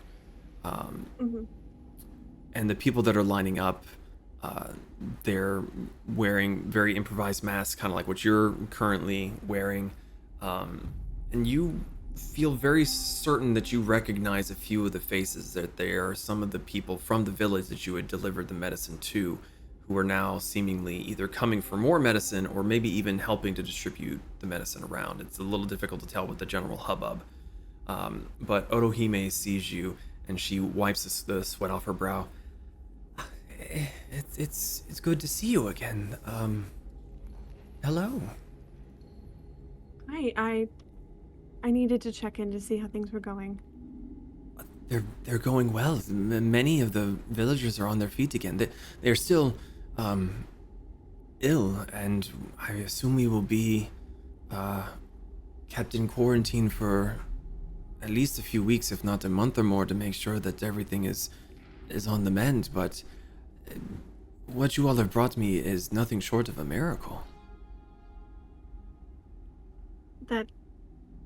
That's very good to hear. I can't tell you how much it eases me to hear that. So it is working. Like, it is confirmed that it is getting rid of this illness. Yes. There was one who was nearly on death's door that I saw, at the very least, standing up on their own. It will be a long road to recovery, but I believe with how much you have brought to me, I have gotten far more efficient with the process. I do believe that I will have enough to cure this village at the very least. Hoping it does not. If it does crop up elsewhere, we would most certainly need more. But this is hopeful. This is good. We thankfully were told that we would be able to retrieve more later on if we needed to. Have you seen Tanaka, the red guard that was with us? I recall seeing him the day before, or was it yesterday? He seemed upset and seemed to be looking for you, but I unfortunately had nothing to tell him. I do not know where he is currently. Okay. Well, thankfully we have an idea that he's in the village somewhere, at least as of this morning. But if you see him, just please let him know that we are here looking for him. This I can do. Thank you. I'm happy to see that it's working and that people are feeling better. I am too. Thank you. And she gives you all a very, very deep bow. And then He returns the gesture. when she straightens back up, she looks at the three of you for an awkward moment, and then kind of comes back to her senses, and she goes back to working again. Okay. Kasumi turns to Moriko and Pez. That's what I was worried about. We need to go find him quickly. Do we want to, since this village isn't too terribly big, do we want to try to split up a little bit and then meet back here in maybe 10 minutes? Yeah. Do we have the ability to signal one another if we need to? I do. Let me check. I'm pretty sure I do too. Yeah. I can shoot a firebolt into the sky if I need to. I can shoot a Moriko? frostbite into the air. Okay. Okay. If we split up, we can get this done faster and hopefully save our heads. Mm-hmm. Alright, Kasumi is going And- to bolt. Go. Okay. All three of you make a investigation check. Or perception. Sorry, do perception. Perception? Perception. DM, while they're rolling, Mhm. quick question. Worse. Yes. What's the name of the creature that we're looking for again? Or the creature that's large thing of legend? I forgot to write it down. The Crawling one? The crawling one, thank you. Good job, DMs. Mm-hmm. All right, what'd you all get? A dirty 20. Ooh. Pez. There's only two more, yes. 21. 29. She's stall into the next dimension. I smell a bitch. Yeah. Okay, you all scatter to the three winds, since there's only three of you. Looking here and there, there's far more people out and about, so you're having to really look and see past face coverings if it's him, and remembering that he generally was wearing red guard armor, so he should be easy to spot, but you're not entirely sure because you haven't seen him in a few days. You don't know what he was dressed as. After about 5 to 10 minutes of scurrying around, Moriko, you are rushing past an alleyway and you see a glint of red. You come to a full skidding halt. You back up a few paces and you see a familiar back of the head, hands on his hips, just kind of looking around. The figure looks tense, like just muscles bunched. And then he turns and heads down another street. You look like you're looking for something. You just yell that down the street. There's a bit of a pause, and then you just hold on. Let me. Oh no! There's a bit of a pause, and you just see from the other side of the house.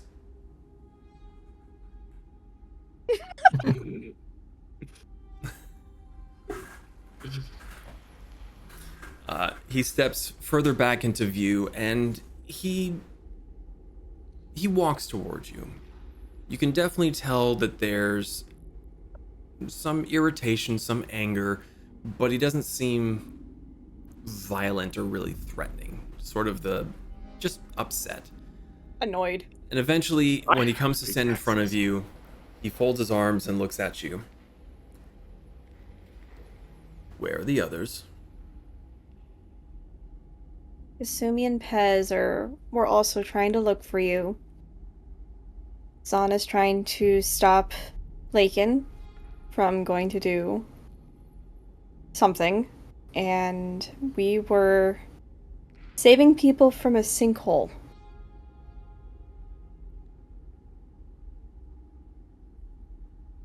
Okay. Series The of events. sinkhole that happened in the next village over. So, series of events. We were checking on the family with the cherry blossom tree. Found out that the brother hadn't returned home after being on the water. Guess? Mm-hmm. I think I have a possibility of being connected to them, so I panicked. All of us went looking for them. Mm-hmm. Found the sinkhole. Mm-hmm. We went down there to look for him. We found him, saved a group of people, and found out that there is a worm being causing the sinkholes, and we were going to go and try and kill the thing. But Kasumi wanted to make sure that you knew where we were so that our heads didn't explode. Mm-hmm. And not one of you thought to inform me. Zahn tried to get Kasumi to use her dragon book, but she wanted to come here in person because she figured, one, she also wanted to make sure that people were actually getting better, and she also wanted to make sure that there was no intent of you actually blowing up our heads, so she wanted to come here in person. Two things. One, that seems to be very on par with her character, where she needs to do everything in person instead of just. Secondly, that's not really how the collars work. It's making sure. Kasumi was scared that it was going to blow up our heads. Also, just so that they know that I have found you, she throws a frostbite in the air. Best thing I got for a flare. Yeah, do we see it? I mean, with your perception rolls, yes, you would see it. I am bonus action dashing and dashing. So, Moriko, just so that you are aware, the collars only activate if you try to leave the country or if you disobey an order or harm one of the citizens of Takatari. Those were the conditions the Shogun put upon you. Zahn tried to explain that because he was sure that that was what the thing was, but Kasumi wouldn't listen to him. Shocking. So are the collars. You make it very difficult to stay mad at you.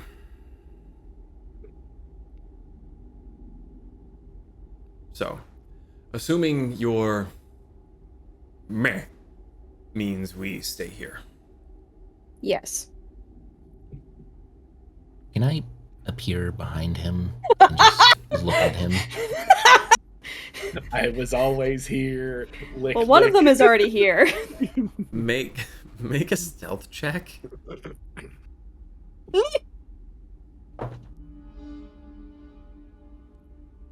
Is that +4? 21. 20. Yeah, no, that's a 4. So, Kasumi, you come tearing around the corner, a white blur, and you, similar to Moriko, come to a skidding halt as you rush past, because by the time you saw it, and you got to roughly where it was, you had to begin a search to kind of find out where they were. And similarly to Moriko, you rush past an alleyway, and then you see bright pink and red alleyway. Wait a minute. Skirt! Reverse, back, and there they are. And you come rushing up towards them.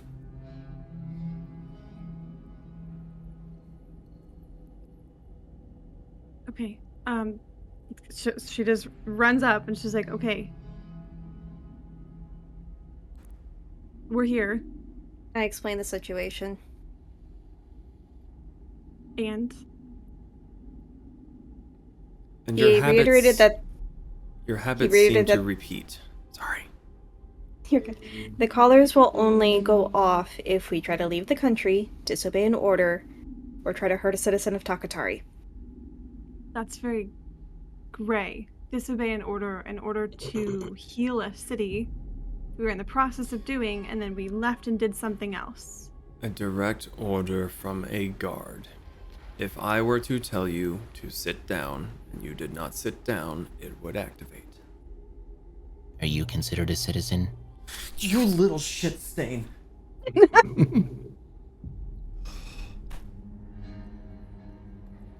Oh. I do not like you. Neither do I. Regardless, Regardless, you should have informed me that you were leaving to some extent, other than me running around fretting for my job that I have lost a group of criminals. well, there was kind of almost an entire village that was being sucked into a hole. Well, I appreciate what you have done, and I'm sure the Shogunate does as well. You were gone for almost 3 days. Mm-hmm. And you are telling me that within those 3 days, not once was there any thought to just check in? No, because we were actively trying to save a group of people that had fallen into the sinkhole. And there were a bunch of really disgusting creatures down there that were trying to eat them.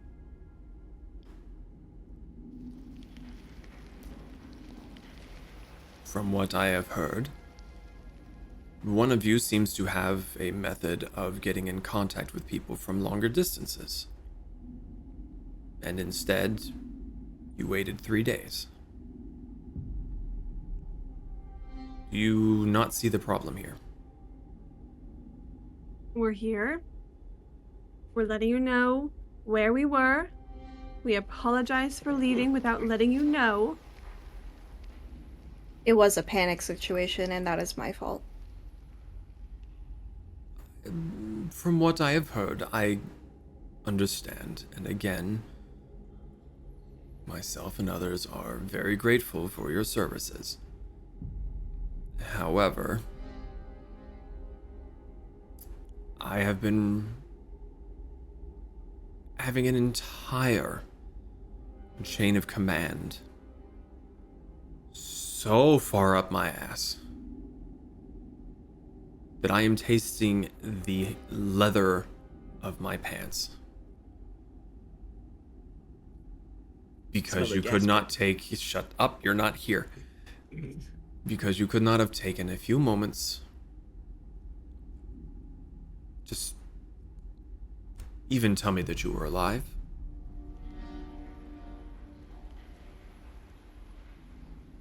Would you have cared if we died? Somewhat, yes. Well, regardless, that is why I needed to come back here to tell you. And the Shogun did quite a display of showing what he is capable of doing with the said collars, which is why I wanted to come here in person to visually show you that we are here. We had to go save a village. Now we need to go back to save that village and multiple other villages, now that we know these people are healing rather quickly. Mm-hmm. And you are more than welcome to join us and reprimand the other people in person.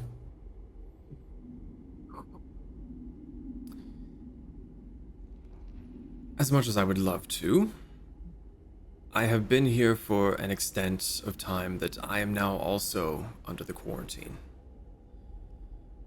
And he looks at you specifically, Kasumi. Well, I am not as skilled at getting around unnoticed. Your deed here has been good. I have seen firsthand that this village is recovering from your efforts.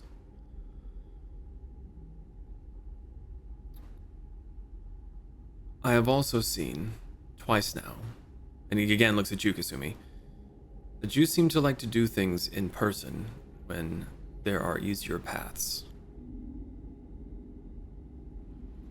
However, I am not giving you this as an order from a guard. I am asking you this as a fellow citizen of Takatari.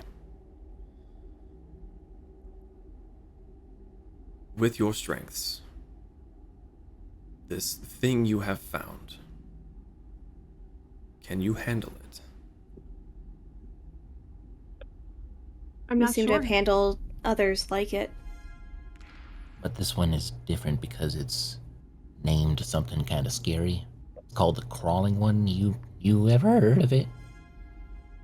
He pauses for a moment, and he reaches into a little pouch at his side and pulls out a stone. And he sort of talks softly into it, switching to the Takatari language, which, Kasumi, you would understand him saying. Mm-hmm.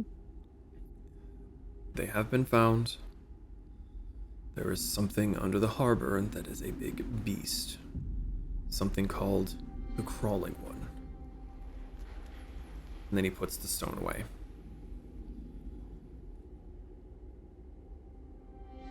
Do you... And he looks around for a second. The rabbit is gone. Yes, he's back there in the village where the main sinkhole that we need to go back to is. And he is with the orc that we picked up on the way. Mm-hmm. Is that what you Lakin. intend to do? Yes. Yes. Sooner rather than later. Mm-hmm. He looks to you now, Moriko. Where exactly is this? Issa can't describe this, but Mariko's going to describe it to the best of her abilities. Because Issa's brain is fried. Yeah, well, that's exactly what I wanted to hear. Okay. So you give him a very detailed description, and he once again pulls the stone out, relays that information, puts it back. I cannot go anywhere. I know where you're going. If you go anywhere else... And he looks at you, Kasumi, and this is an order from a guard. Keep me informed. How often do you need to be informed? If you are going anywhere apart from being in that damnable hole.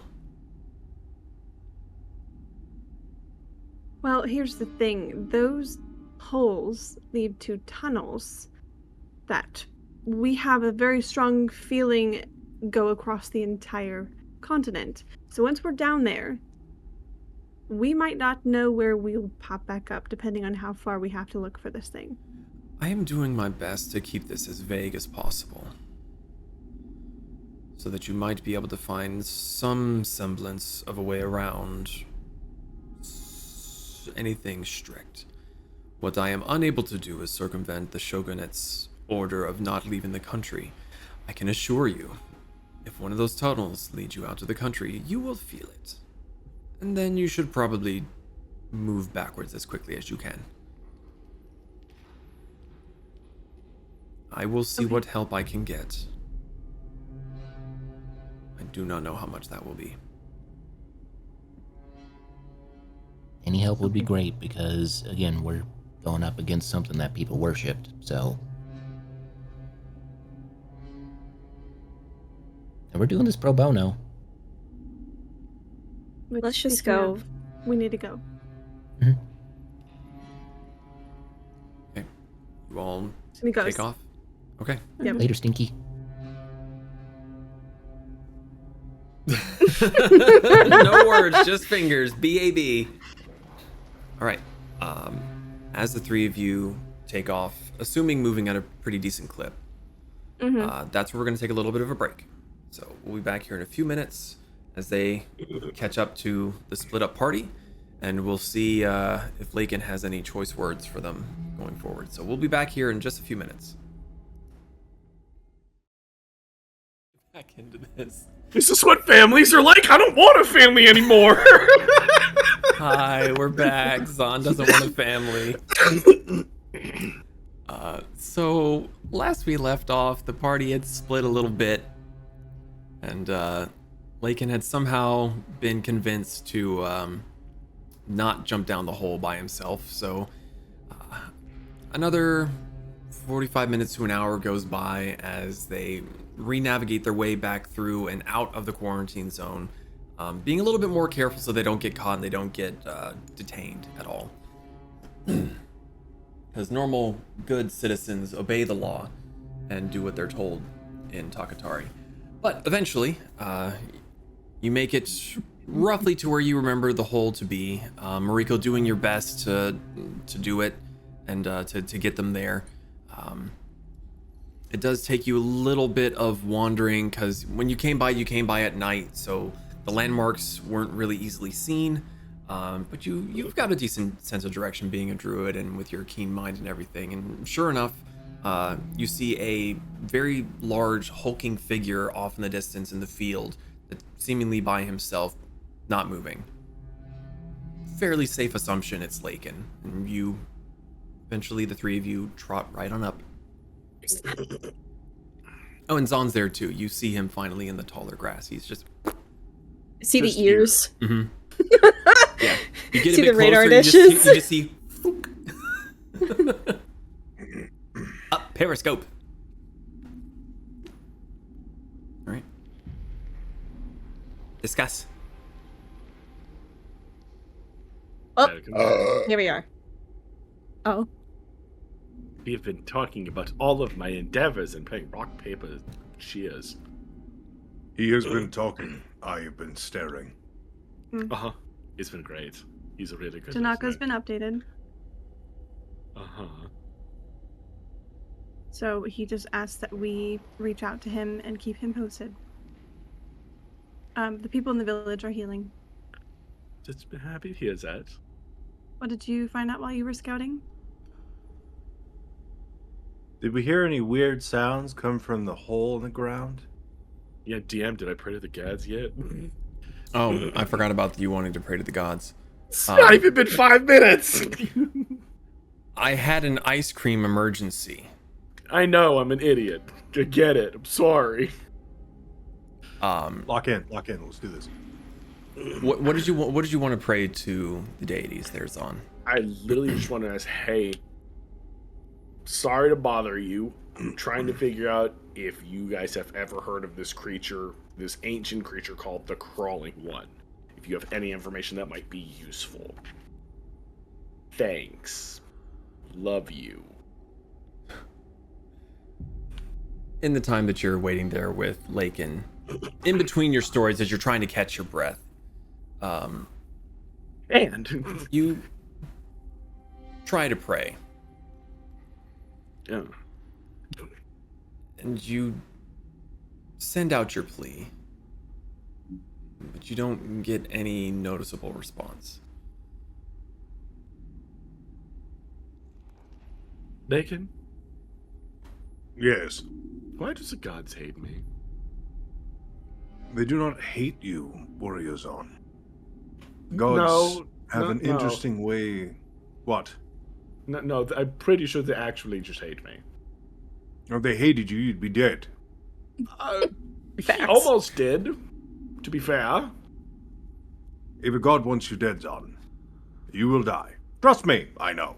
Anyway, Ah, your friends are here. seems we have gotten in contact with Tanaka. Yes, he's And been informed. very well. So what did we find out about the godders? What do you mean? Has a very... He explained the rules, and he said that he's not going to harm us as long as we keep him informed. Can say blow our heads up. What do you mean? This is a pointless endeavor. Are we Haru, gonna do what this are or we are we doing? gonna do this? Let's do this. How do we get down? Well, Jump.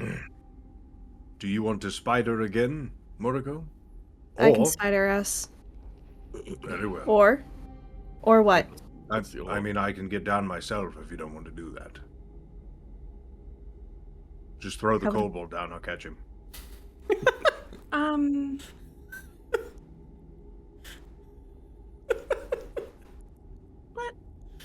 it's not. Spider it is. Spider it is. And she's gonna fucking spider Spider. Moriko. Let the record Spider show. toe. Let the record show I'm on Cobalt tossing team. I would catch him. All right, so Moriko, you turn into your big, pink, hairy spider. Mm-hmm. Everyone's able to climb aboard that wants to. It's adorable, of course. And you scurry on down. The sun, the light gets darker and darker as you get lower and lower until it becomes basically a pinprick in the sky to you.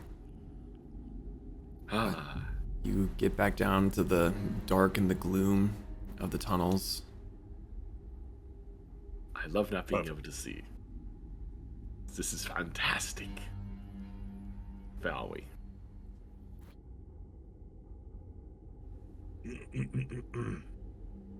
Come on, we have to do a 15-foot jump. Actually, you're on the other side of the hole. You don't have to We make a are? jump. Yes. Perfect. No jumping required. Okay. I need to go check on my boys. Okay. So. I don't Come like on, it. you lot. Lakin seems eager to lead the way. Once we're down on the ground and everyone's situated, Moriko's gonna go back to human form. Okay. So you wild shape I'm back. reluctantly following. All right. So Lakin, you lead the way. And you had Good eyes. 3 of them. Yes, I have 3 undead servants. And you Loyal left. to me. You left 2 at one of them and 1 at the other. Is that correct? As my understand, there were 3 holes. Or tunnels. Right. You And I did left put one one in at each each. barricade. Okay. All right. So, do you go to which barricade do you go to? Do you go to the one to the south, in the middle, or to the north of the outpost? Well, so question for you. With the spell's grasp on necromantic energies, I should be able to tell if all 3 of them are still under my hold. Are all 3 of them still Yes. under my hold? Meaning, are they all 3 still up? Okay. Yes. All right. Perfect. I believe the first one I went to is the middle. Correct. So let's go to the middle. Okay.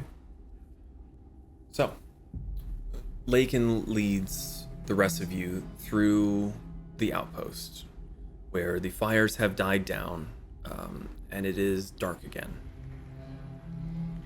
Well, I say again, it is still dark, whereas before you had some semblance of light to be able to see what was around. Actually, I guess technically, Zahn, you're the only one that's can't see anything. You're just kind of grabbing onto someone's coattails and... Stop rubbing it in! Well, pick a better race. I don't know. Oh, fine. I cast light on my forehead. Bonk. Okay. Actually, now on the you top can of my ears. Bonk. I can see! Ew, it looks awful down here. Okay. But Lakin leads you through the outpost and around to the far wall, where it seems to have been carved by whatever this creature is. The cobblestone ground gives way to solid stone. And there seems to be... well, for the rest of you, this would be the first time you're really seeing it, except for Moriko, I think, who would have wandered past one of them.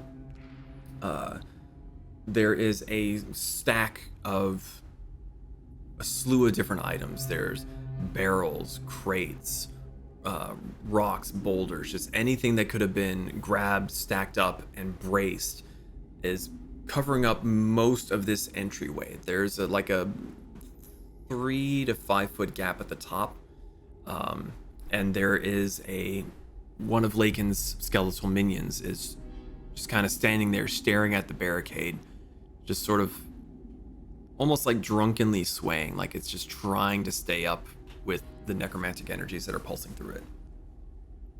Ah, Barnabas. Still with us.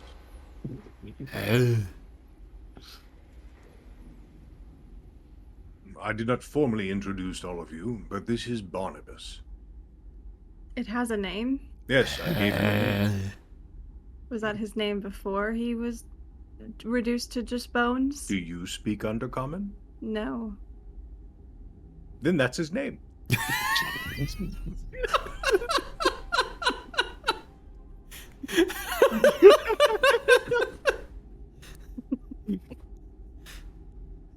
Well, hello there, Barnabas.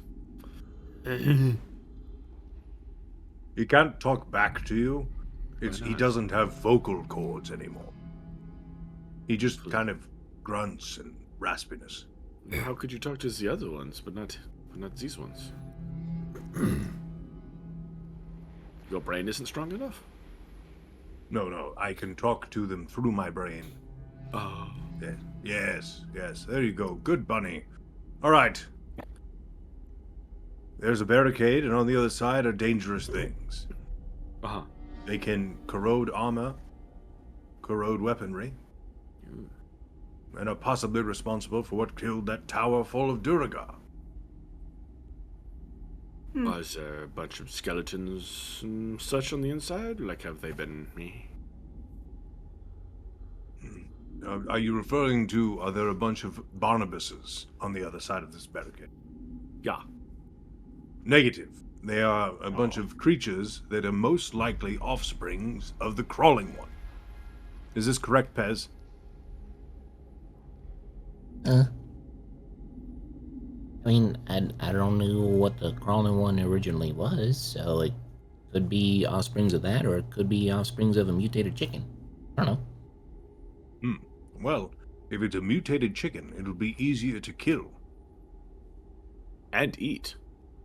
I don't know if you want to eat that, but you're more than welcome to try. This big chicken.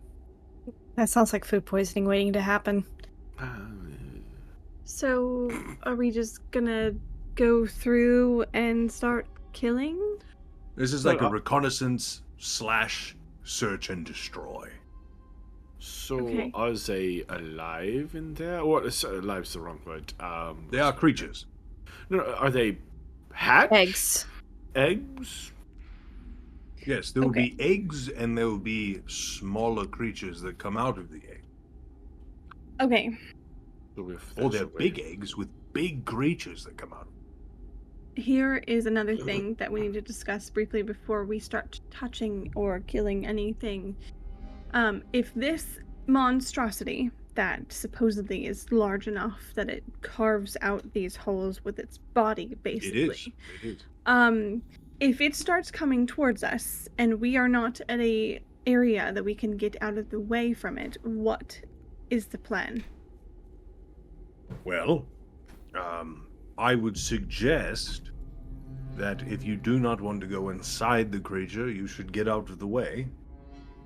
Because, well, I can give it really bad heartburn.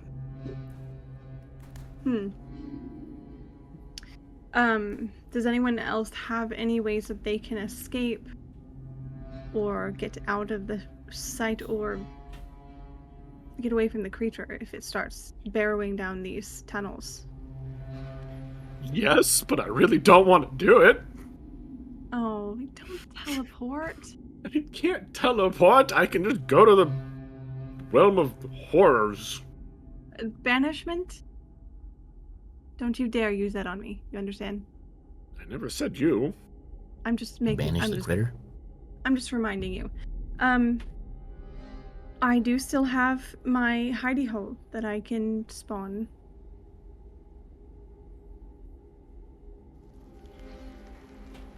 I mean, what you see is what you get. I'm just dirt incarnate, so... Right. I just don't want anyone to get trampled because that would be a very unfortunate way to pass.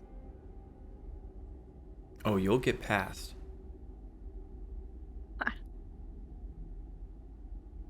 Okay. Well, then as long as we are keeping those thoughts in our ears and just keeping that in mind, if it does come barreling towards us, I will be spawning that in case we need an escape. So, How many people can fit up there? let me double check. I'm pretty sure. There's 8 creatures. Hold on. Medium Okay. size. Hold on. D&D Beyond's being special. D&D Beyond. You touch a length of rope that's up to 60 feet long. One end of the rope then rises into the air until the whole rope hangs perpendicular to the ground. Alright. At the upper end of the rope, an invisible entrance opens to an extra dimensional space that lasts until the end of the spell. So it lasts for an hour. Can be reached by climbing up the rope. The space can hold as many as 8 medium or smaller creatures. So the rope can be pulled into the space, making the rope disappear from the view of outside space. Attacks and spells can't cross through the entrance, in or out of the extra-dimensional space, but those inside can see out of it, as if through a 3-foot by 5-foot window centered on the rope. Okay. That was your daily dose of D&D Beyond lore. Yes, that's a very long description for a spell, but... Yeah, it's a hole. It holds 8 people. There's a rope to get in it. Done. Well, the reason why I read the rest of it is to make sure that, like, if we go up there, like, we're in another dimension, correct? More So, or less. like, it couldn't pass through us if the hole was not quite as high as it is. We'll find out. Cool. Magic. All right. Or you'll so come back out of the hole makes and you'll be in sense. Moby Dick's stomach. Are we going to be just stepping on eggs, or are we throwing the stick of dynamite that I have at this and just praying that How much dynamite? Just one? I mean, Brick had everything else. Yeah, fucking brick. Do I have anything that we could use here? Pez, you are incredibly small. Thanks for noticing. Would you like to take a peek over the barricade? I mean, my stealth and stealthiness isn't as high as others, but I mean, I can. I mean, he could probably just hold you and stick you through one of the holes.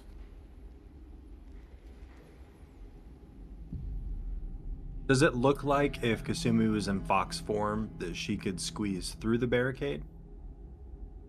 Or is Squeeze this through kobold instead of going over? Yeah, or over. Like, are there holes in this barricade?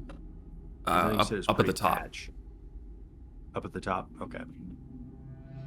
It's like anything and everything that could be found to just make a wall was shoved here. Except Okay. for way up at the top, where there seems to be at least an opening of some sort. And is that opening small? It's 3 to 5 feet. Okay. Well, both you and Kasumi could take a look over top. See what you see. See if there's a legion of acid-spewing bugs on the other side.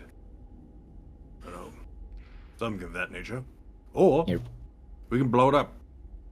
Kasumi Why don't? goes. Kasumi's gonna go into fox form and start climbing. I'll climb on your shoulders and take a peek. Also, All right.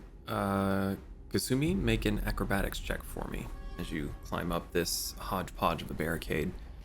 Pez, even with Lakin lifting you up, you'd have to climb another couple feet to get to the top of the barricade. I'm good at climbing. Okay. I need you to make an acrobatics Okay. check too, please. It was a 26. 26. Very nice. DC was 27. 19. No. 19. You both make it to the top successfully. Pez getting there a little bit earlier with the help of Lakin's 7-foot height plus, arm. But you both get up to the top. Pez, you kind of come up and it's just eyes, and then beside you, just airplane comes up next to you. Make a perception check, the both of you. Can I use a scope for my rifle for advantage? I won't give you advantage, but I can lower the DC for it. Sure. Woo! Hell yeah! It's a natural 20 plus 6. I don't know the DC for you. Just fucking roll a natural 20 anyway. I Kasumi? had 12. 12? Kasumi, you don't so much see as you sense it. The air on the other side of the barricade is heavier, thicker. There's a smell, a musk on the other side that you weren't really smelling down below, probably because it's kind of wafting up and over. But it's warm, like really, really warm on the other side of this barricade. Pez, you're also getting these same sort of sensations, but with your kobold eyes and the scope, you're zooming further ahead, and you're fairly certain you're seeing something glowing that seems relatively similar, or somewhat similar to the mushroom farm that you had seen before, but less cultivated. It's possibly more natural. And the dirt, you can see a couple hundred feet past the barricade, stops being dirt. It seems shiny. But it's difficult at this distance to tell exactly what it is that you're seeing.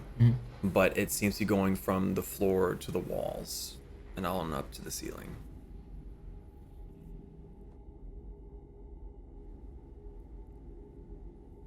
I relay that. What he said. Very well. Well, do we take down this barricade the slow way or the quick way? Was anything moving? I didn't see no movement. Didn't see any I movement. didn't. How thick is this barricade? It's thinner towards the top, but with the way that it's slanted towards the bottom, it's probably 6 feet thick. It's very much, it's not like a straight up and down wall. As you're looking over the top, it is just a pile of everything and anything that could be found. Are we wanting to get in and get rid of the offspring before we attract the thing, or do we want to try to just get it all over with? I believe assaulting the offspring will most likely garner the attention of the creature. Right, but we didn't see anything moving right on the opposite side of this, so we don't know how far away those offspring are. How deep. It's true. Do you want to check the other tunnel? I mean, I can. I was just trying to think, schematically, if we blow it up, that's going to be immediate sound, and that could immediately get the thing moving towards us before we even have the chance to find the offspring. We can do the slow route by moving off pieces so we can fit through. I just want to know what everyone wants to do and be forthright with my decision-making process as I've been instructed. So, Sumi smiles. for Like, I need to clarification, take that dick out your mouth. for I clarification, will shunt you to hell. everyone would be able to fit over the top of the barricade. It's just a matter of getting up there easily, safely. That's all. Yeah. I just, if we move a couple off, it may make it easier to get out later on if we need to get out faster. Just wanted to make sure that you were aware that, like, technically you could all, like, climb up the top and roll through and you would fit. Even Lakin would fit. He'd just have to shimmy a little bit. That's all. I vote we don't start off with a bang. Very well. And stack things down quietly and then insert. And I then grabbed Abby the into box Sloppy. and the kobold, Oh, and I placed them on the ground. okay. What? What? And I start moving shit. I don't like being picked up in human form. Mariko's I gonna thought try you to were help as fox best form, she my can. bad. Okay. No, she can't talk in fox form. Well,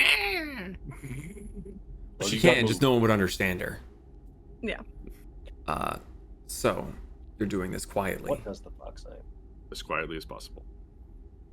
Need stealth checks from everyone. Yay! Guidance.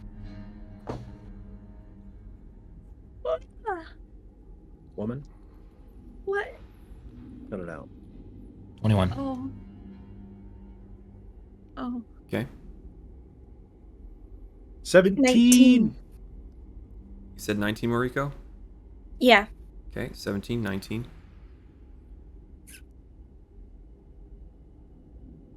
Well, Zon's making a face, so let's get Kasumi out of the way first. I got a nat 20 with a total of a 33. She is one with the debris. Zon. 6.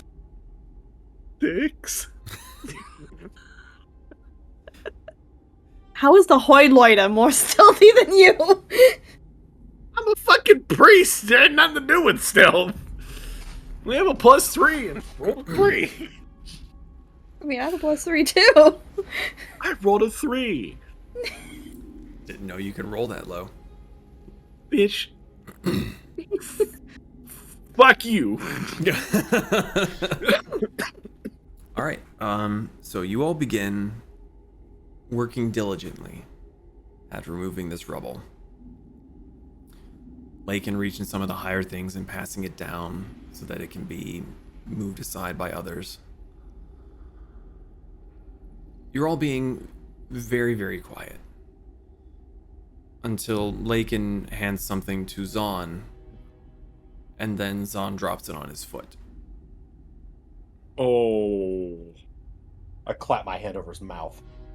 Yeah, I was about to say, that's not going to be quiet. That's going to be really fucking loud. Yeah, you rolled a 6. My hand's bigger than his head. So there is a momentary shout of pain that is immediately snuffed by Lakin, but that girly, high-pitched still echoes through the quiet of the tunnel.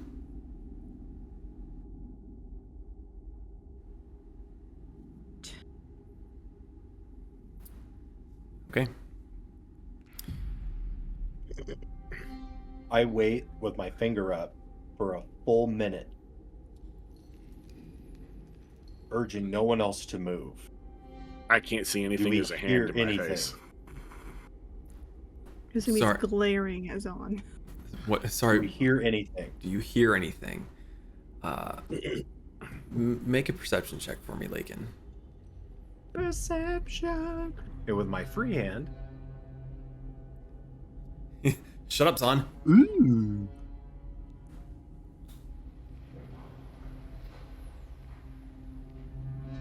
That's pretty good for Lincoln.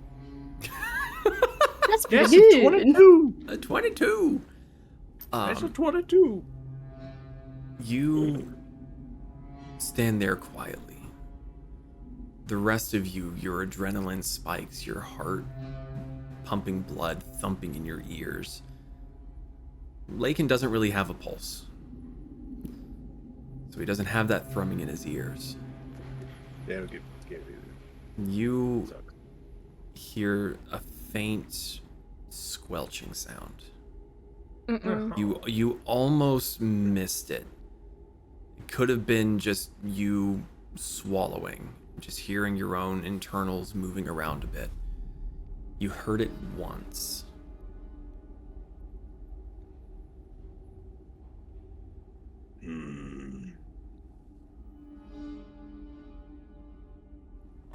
I think stealth may be out the window. I release the head of the bunny. You know how Jim Carrey is doing the screen door thing and he's screaming? As soon as it comes off, you just hear, "Ah!" He's been screaming the whole time. No. I literally the hands on the face is like Zon can't see anymore. The hand's bigger than the face. Yeah. Just reminds me of the car in GTA. The Doppler effect. Oh, yeah. Moriko, did you hear that? Sadly, yes. Well, I don't think that was anyone's stomach.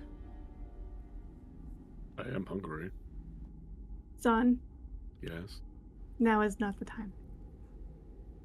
But I'm hungry. All the same, Pez, you should get that dynamite ready. Oi. I'm going through first. PM. That's me. Hi. Okay. Hello. In my inventory or notes, 1 stick of TNT. It's not in my inventory because there's 3 different variations of dynamite. And I don't think we went over what the dynamite was way back in like session 2. Hold, please.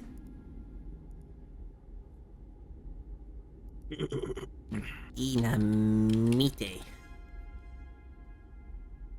Oh. There's dynamite stick,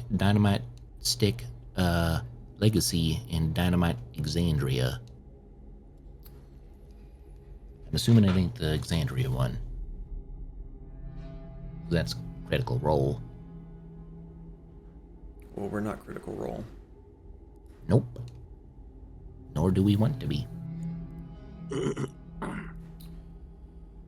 I mean, on the one hand, technically, it should have been the legacy one because the new book just came out.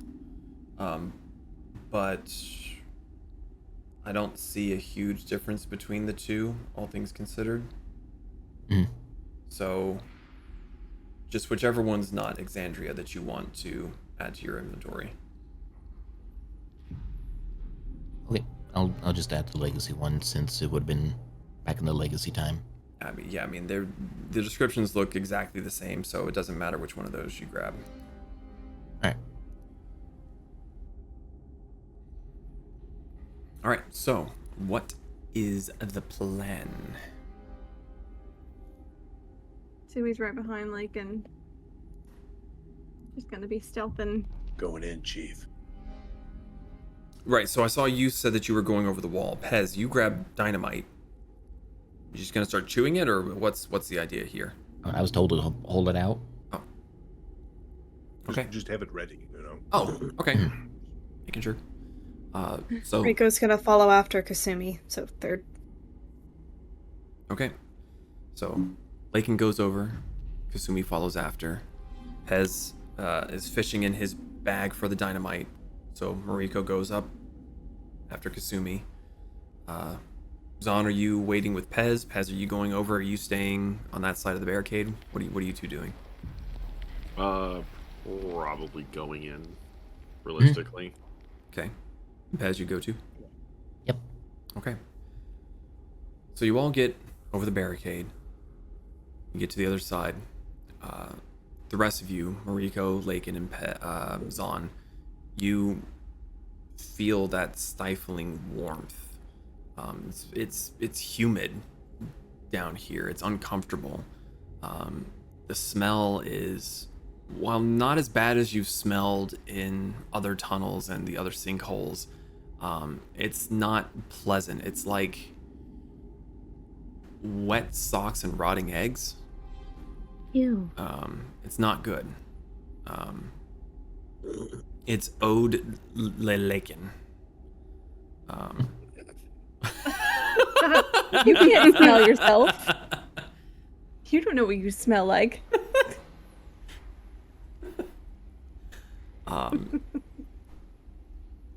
You all stand there for a time. You're watching. You're listening. You don't see any movement. You don't hear anything. Zahn, do you still have light on your ear, or has that faded? I think Last an hour. I was about to say, I think it lasts. Yeah, it's an hour. It's definitely still on. Well, I was asking because I know that it's concentration. You can just kind of make it go away. I wanted to know thematically if you were still doing the beacon rave party. It's not concentration. It's just clicking to last an hour. Oh, I thought you were able to dismiss it, but I think you can, but You can. It just takes an action. yeah. So Okay, but regardless, still there. it's still on. So even you were able to see as your ear swivels the lighthouse in the right direction. Stone walls, dirty, dusty, and then you just see some shiny substance that seems to cover the pathway about 100 or so feet away. And as you kind of steady your ears' movements and the rest of you watch as Zahn passes it around, that same glistening texture is on the walls, the floor, on upwards to the ceiling.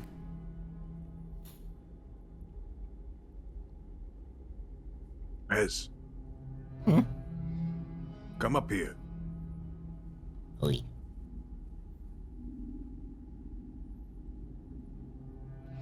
The kobold and I will advance to the glistening goo.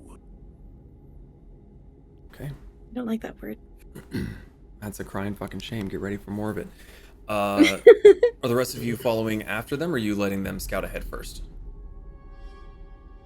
I'm gonna let them scout. I can't really see, so You have a light on your Let me- ear.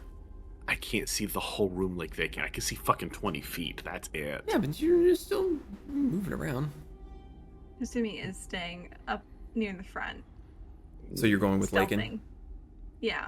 Okay. She is stealthing. She's kind of like trying to hug the wall Okay. as much as she can The glistening goo wall. without touching it. Ew.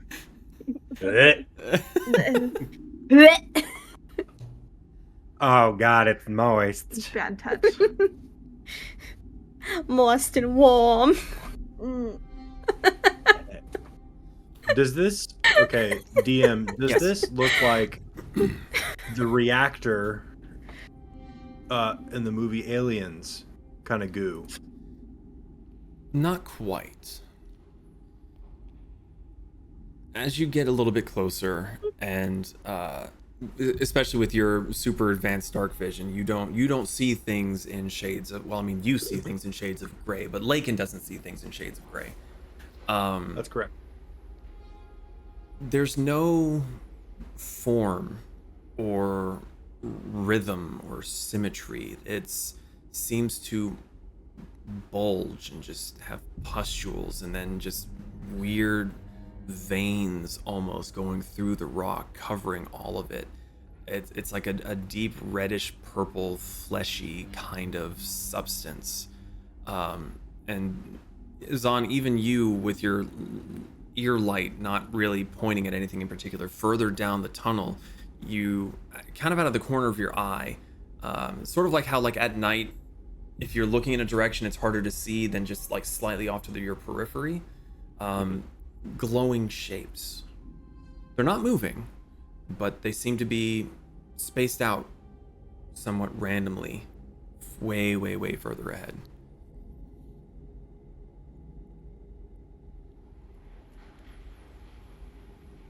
So what do we want to do? Pez, what do you make of this substance? I This like is it. living tissue. Oh shit. Oh shit. You lick it. You are Hangy. whisked backwards about 4 months or more to when you dove into the carcass of the T-Rex. Ew. Ew. It's organic, all right. Kind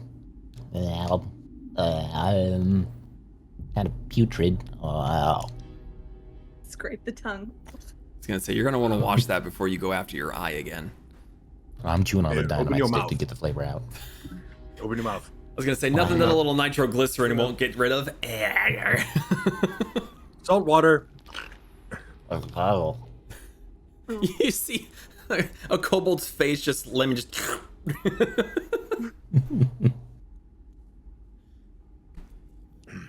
Okay, So Right. And this is covered all around? all around, floor, ceiling, and wall. Even the stalactites looking above you.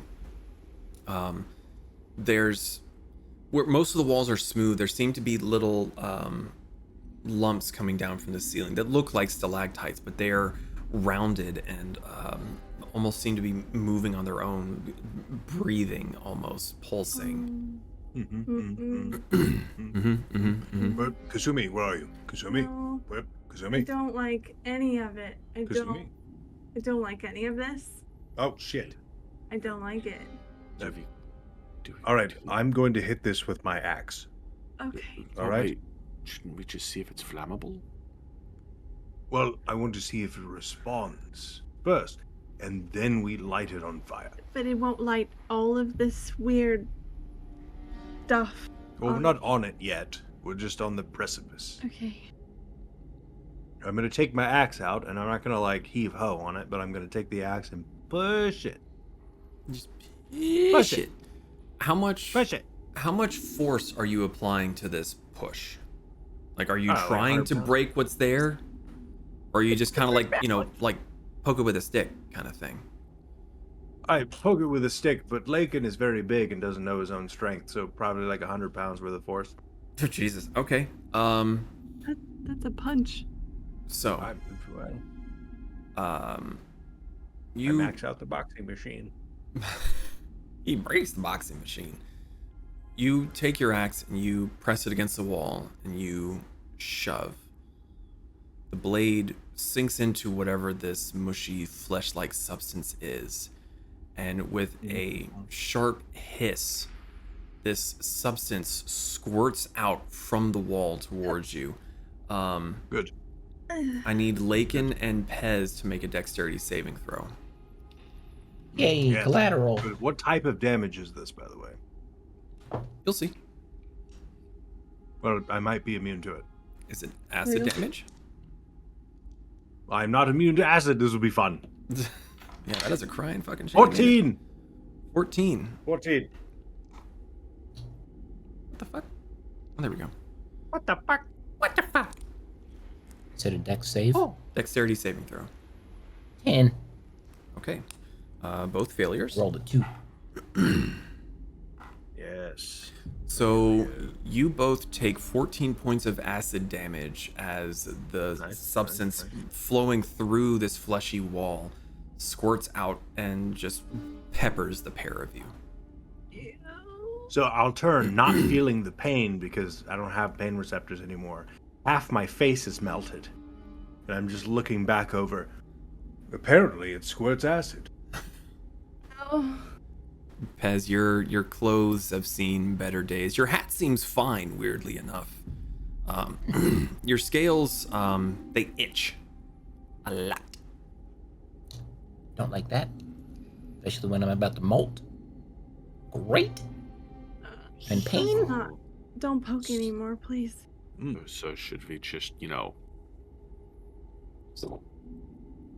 Come on, it? light it on fire. Go on. I'm gonna be behind you though. Well, who all can do some sort of fire magic? I could do it from a distance. Okay, yes, Moriko, it's on. I have flame arrows. Unfortunately, I can only walk up and touch it with fire. So yeah, those guys. Nope, they it's can fine, have It's it. fine. Just employ the safety squints. It sounds like it's on Moriko, did you say yes? I have flame arrows. Flame arrows. Save your arrows. I can shoot endless fire bolts. Yes. Pez? But I have fire guns. I have fireball. I have fire. Is firebolt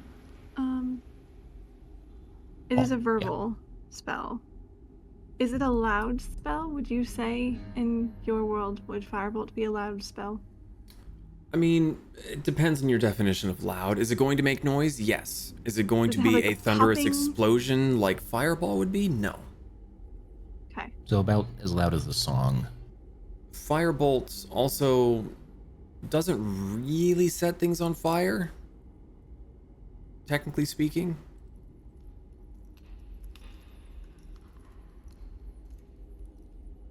I got And this. I can Well, burn a spell slot. actually it level- does. Third level.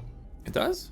What am I thinking of? A flammable object hit by this spell ignites it if it's not being worn or carried. No, I'm just gonna shut my dirty whore mouth. I must be thinking of a different spell. I think my light just died. Oh. What? It'll turn off in like a minute. Anyway. Wiggle your mouse. I don't know. All right. Anyways, Why would his light be tied to his mouse? I didn't know if his computer was trying to go to sleep. No, I think the light is going to die, but regardless, beside the point. Just slapping Zon's ear. Come on, keep it up. Hold the light where I can see it. All right. I'm going to do something. Okay. Nobody judge me. All right? It's a little too late for that, but carry on. I make no Nope, promises. DM, I'm not talking to you. I'm talking to them. Oh. All right, I'm going to back up to the entrance of this cavern. It's really dark in this cave. You can't tell. Really dark. I can see the glowing of my eyes.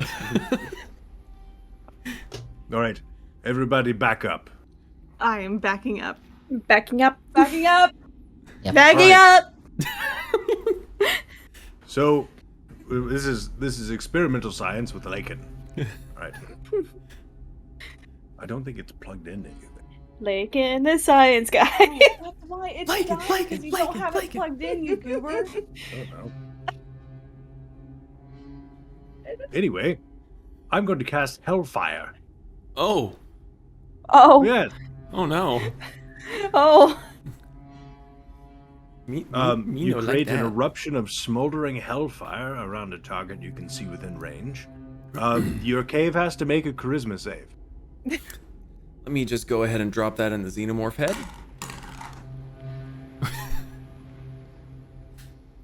Would you believe me if I rolled a natural 1 for the cave wall?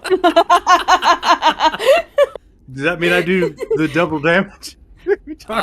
No, that was kind of a joke roll that I wasn't expecting to fail so spectacularly. No, it doesn't have charisma, so it can't roll. It's a fucking wall. Yeah, it's fair. That's fair. All right, so this does 2 types of damage. It does fire and it does necrotic. Neat. Okay. So that'll be 12 points of fire damage and 11 points of necrotic damage. Okay. All right, so you... And sorry, you were using what spell? It's a cantrip. It's called Hellfire. Neat. Yeah, I can do all sorts of fun stuff. Yeah. Okay. Also, I don't like that you knew exactly what I was going to say there, Moriko. Keep it to yourself. So you... So Lakin gets a giddy expression on his face as he sends out this hellfire towards the wall. It works. There's... As your spell hits the wall, there's 3 pustules around the spot where you hit that explode with a heavy thump as the pustules themselves explode. The wall seems to be relatively intact compared to how you had pressed your axe against it before, but these pustules spray out this orangey green liquid that splatters on the ground and begins to sizzle for a few seconds before kind of odd stuff dampening out. Yeah. Well, I could keep going, but with more fire. Or we take our chances inside the tunnel of death. Yeah. I mean, we're gonna have to go that way anyways, right? Fair enough. We just know that, hey, if you hit this wall, it hits back. Yep. Mm, Hurts. don't Let me try something real quick. Okay. Okay. All right, I'm gonna go step on it. Step What happened? on the wall? No, it's on the bottom too. Oh, isn't yeah. it? Yeah, it's on the floor. Yeah. Yeah, I'll take my large ass foot and step on it. What happens? It gives way like fresh loam after a rainfall, and there's a Ooh. really uncomfortable sensation that you feel like something's pulsing through your foot or under your foot, but it seems to be holding your weight. You know what? This could be out there in left field, but we could be inside something right now. Mm-mm. So, I'm all about moving forward. Who wants to move forward? Sure.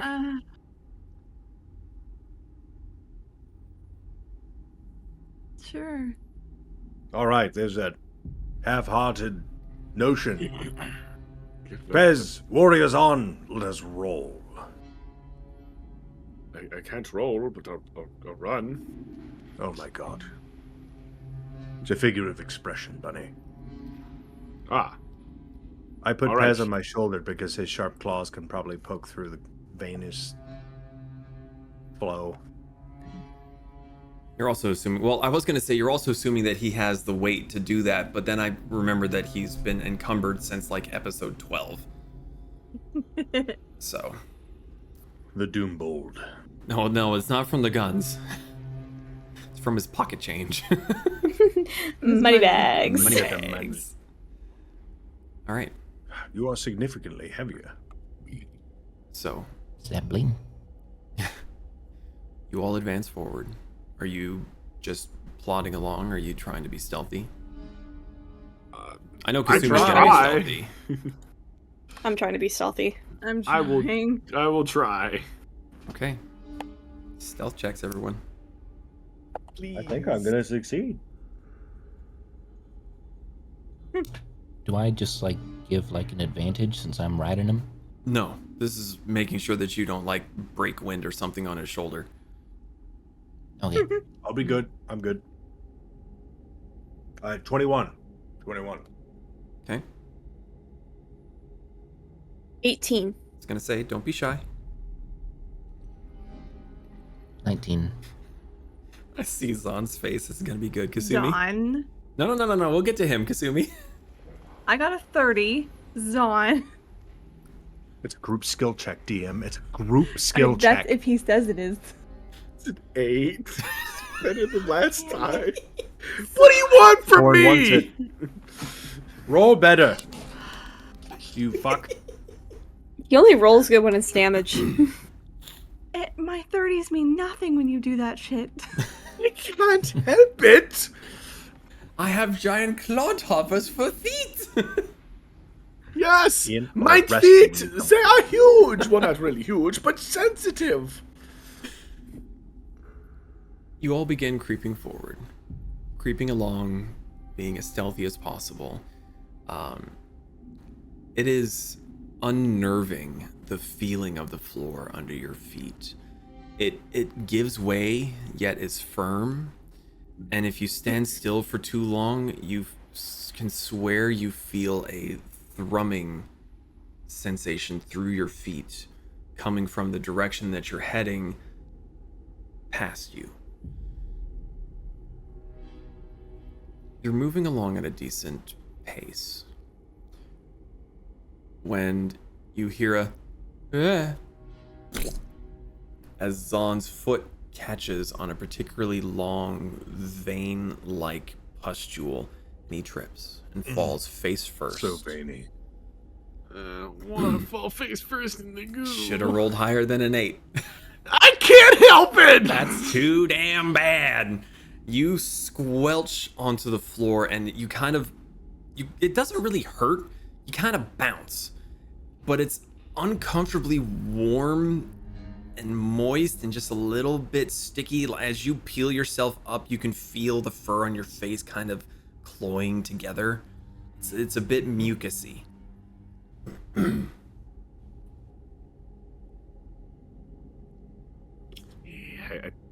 get up as quick as I can.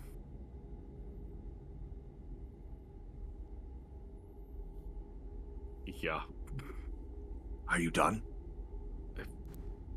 Are you done? Yes, I am. I am hopefully done.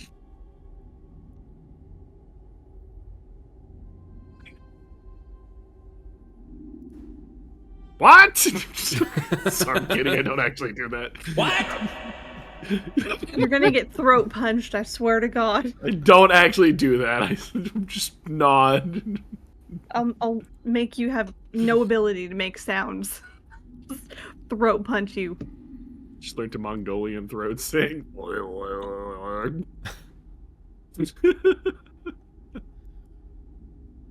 Do we hear anything moving, Dungeon Master? You wait as you listen to Kasumi quietly chastising Zahn. Just whisper mom yelling at you. That squelching sound you had heard before. You hear it again. No. You wait. You hear it another time. Mm-mm. Doesn't seem to have gotten closer. Zahn, A stationary wall sphinx. Yes. make a perception check for me. Sure. Of course. Now we're okay. 21? 21. Wait. Yeah. Let's just. Math. Hard. Yeah, There you 21. go. I'm not You crazy. I did figured. math wrong. We're good.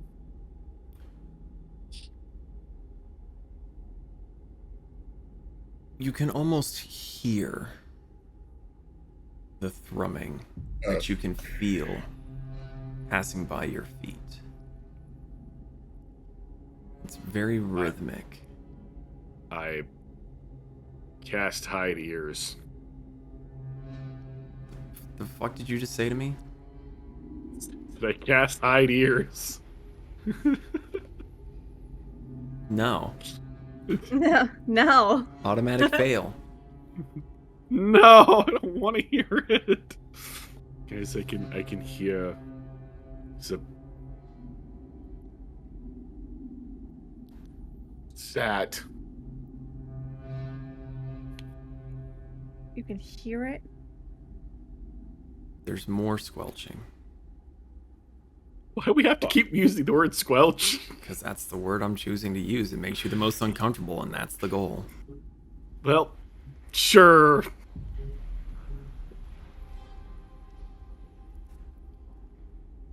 Are you guys staying put, or are you going in deeper? Oh, we're gonna go in deeper into the squelching. Mm-hmm. Okay.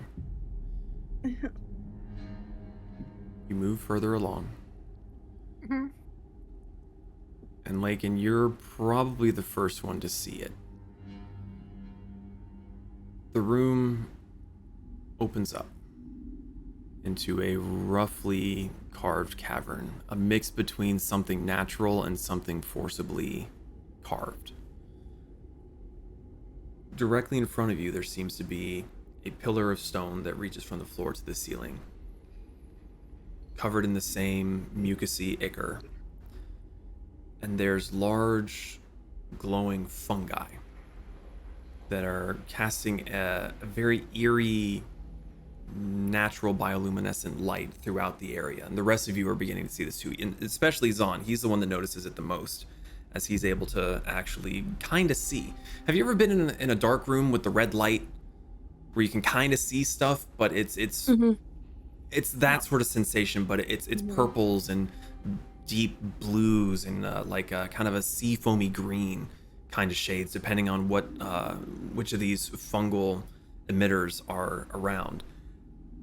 But what really catches your eye is something hanging from that stone pillar. It at first looks like a pustule, but it is large.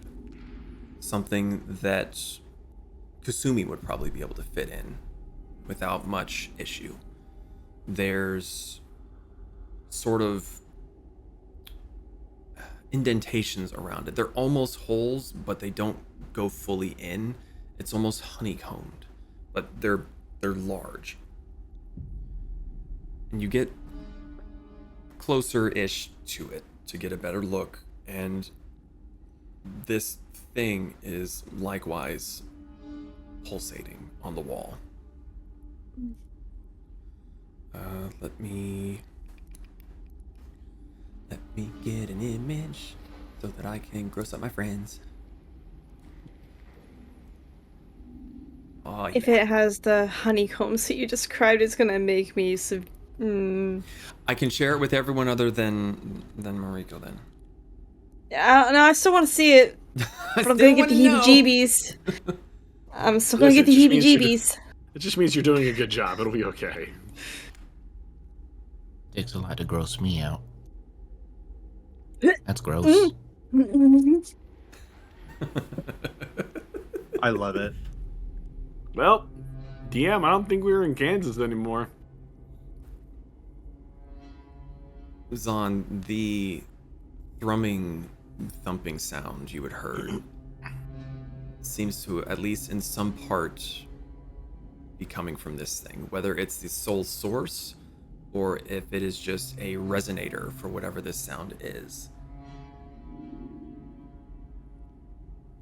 That's where it's coming from. All of the sound. What do we do with it? Zon, make another perception check for me. Where were you a minute ago? Fucking natural 20. 29. As you're all staring at this, those of you that might be standing slightly behind Zon, you see his ears instinctively move to the right, left, right again. You're hearing multiple thrummings from inside this cavern. Even though there is a little bit of low light, with your particular visual acuity, it's very difficult from how far away you are to be able to differentiate what's a wall or what might be another one of these things.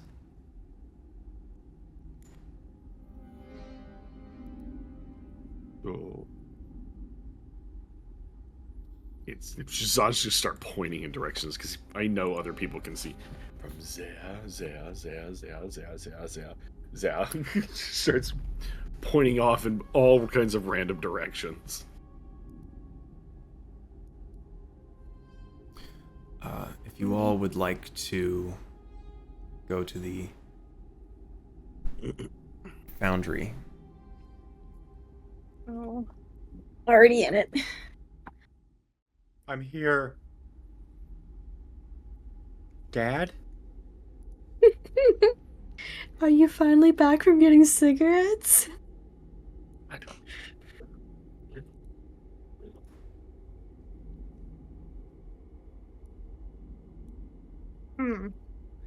Mm-mm. Very pretty looking environment. I have no visibility because I have no token. What? What? Your token's there? I have black screen, and I see all the mouse movements. Hold please. Let me make sure. Yeah, you should have it. Hold on. Let me Brush the page. hang on, let me take them off and plop them back on. Oh, now I'm back. I see it. Okay. Yeah, weird. Technology's great.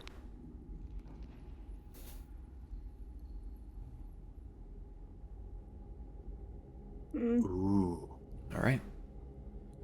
So, Ah.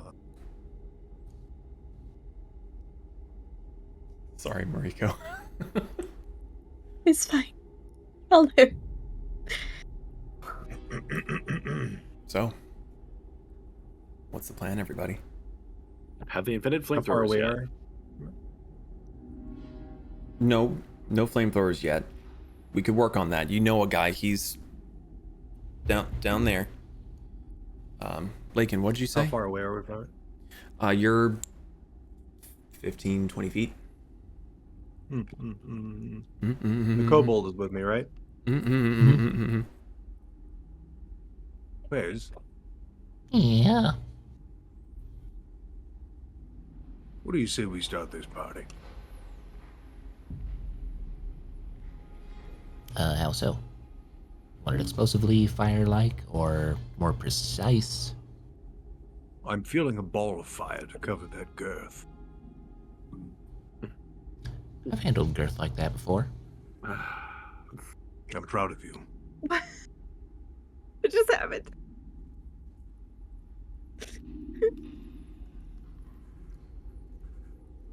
I'm gonna assume I'm picking up what he's putting down, and I'm going to aim a fireball at it. Okay. By the way, Kasumi, we're gonna blow this shit up. No, I'm getting out of the way. Okay. That was almost a spit take. We're good. All right. So, what's the plan? Where's everyone going? Away. Okay, real quick. Can I see anything farther than this first thing right here? Can I see like... This is very, very dim light. You're not in darkness. You can see, but for you, it's a little bit difficult to like differentiate at a distance. So like, from where you're standing, you can tell that there's something there, but further than that, it kind of melds together. Okay. So, if they are going to be attacking one of these things, I can see this guy right here. Mm-hmm. I am going to time a spell at the same time to hit it. Okay. And I need to remember how to use this spell since it's been a long, long time. Oh. Okay. Yep.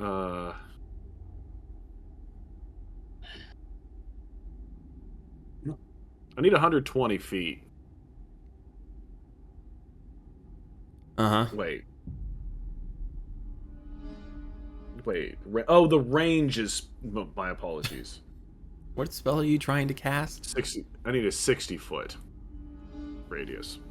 Boop. Call lightning. There we go.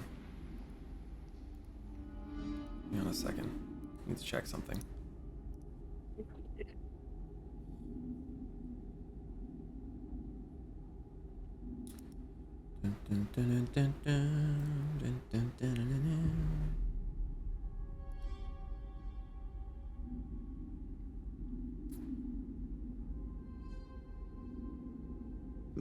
Excuse me. The spell fails if you can't see a point in the air where the storm cloud could appear. For example, if you were in a room that can't accommodate the cloud.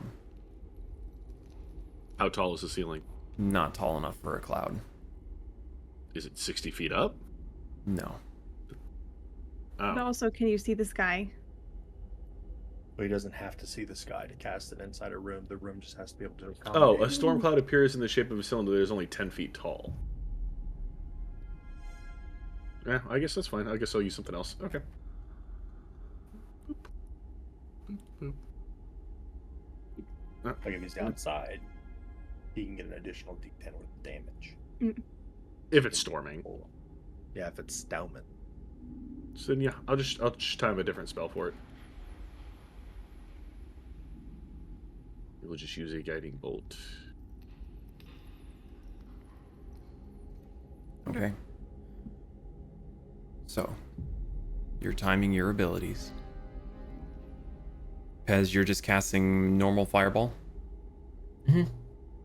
Okay. And I'm going to cast Sorceress Burst at the same thing. Okay. The same one that Pez is aiming for? Yep. Okay. And Zon, you're aiming for the other one? Okay. Yeah, whatever one is right here. Oh, Okay. Why is that still a thing? So, not gonna have you roll to hit because they're not moving. So, Pez and Lakin, your spell hits first, and the membrane splits apart. Steam hits the air. All of you feel it as if someone just lit a fire. It wafts past all of you as the steam emanates from inside of it. There's a sloshing, wet sound as the internal fluids inside just fall to the floor. It's hard to really see if there was anything in there because of the steam that erupts from it, and you swear you hear something heavy hit the ground. It may have just been the water, but as the steam begins to clear, it was empty. Zahn, your shot soars through the cave and hits a much, much larger pustule on the wall. Similarly, this one splits open. Steam hissing on the ground from the fluids falling out. And you all hear, and some of you that are a little bit more sensitive in your feetsies, feel something heavy hit the ground hard with a wet slap. And you hear this low, guttural, wet, groaning sound. In the far distance, through the steam, you see what looks like a large, misshapen, lumpy hand grab at the ground and seems to brace itself as whatever fell out of this thing is slowly getting itself up to its feet. And then you hear another thump as it seems to lose its balance and fall again. And eventually, you see it rising from the inside. Give me one quick second here. Oh, that's not good. Huh. That didn't save. Hold, please.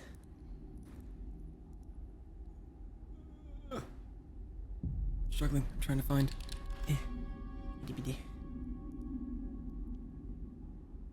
Okay, sorry. The arms of this thing seem to be far oversized for what it is. As big as it is, it seems to be a bit unwieldy for it. Large hands that seem to have red flesh inside, whether it's stone or something. It almost looks like bones are growing on the outside. There's a faint glint of white, smooth white, where the head should be. Those of you with the better eyesight, so sorry, not Zahn, you see what looks to be just a bare skull, no features, no flesh, no eyes. And as this thing lumbers to its feet, it seems to be looking around itself, confused and a bit almost dazed. What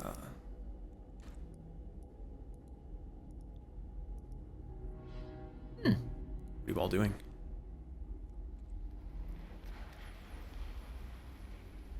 Would you say that this is a walking corpse? I would not. Oh. Was this technically an initiative? I have not said that there's Like- initiative. And also, Zahn, I say that I would not because you don't know. Oh, okay.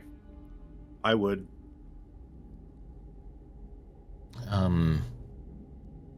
Seeing big scary skull man, I'm assuming that we're here to kill it because it doesn't look too friendly, and that is as blatantly judging a book by its cover. I'm gonna aim between its stupid eyes Okay. and take a shot. All right.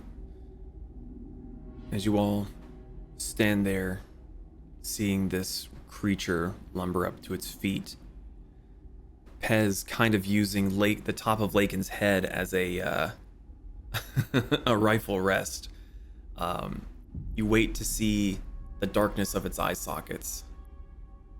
You fire off a shot. I'm assuming you had the rifle configuration, correct? Mhm. Okay. Yep.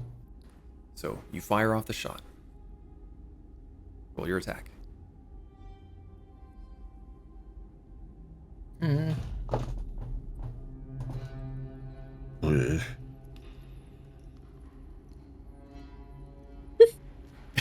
26 to hit. 26 hits. Cool. Math. Where the hell are my D10s?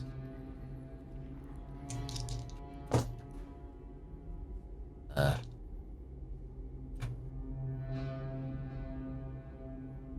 19 fuego damage. 19 fire damage. All right. So Pez uses Lakin's head as a aiming rest. Fires off the shot. You all see this streak of orange fly across the cavern and hit this thing square in the middle of the forehead. The head reels back. You can all hear the cracking sound as it just gets massive whiplash.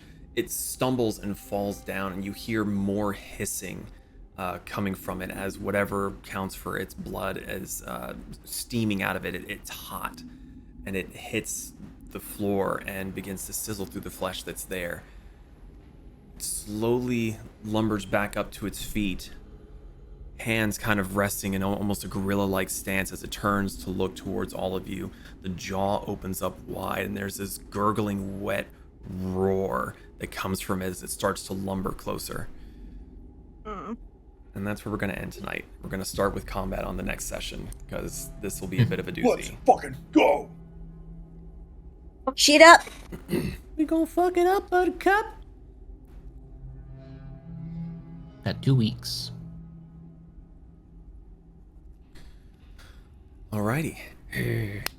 So, Concerned orc face. oh god.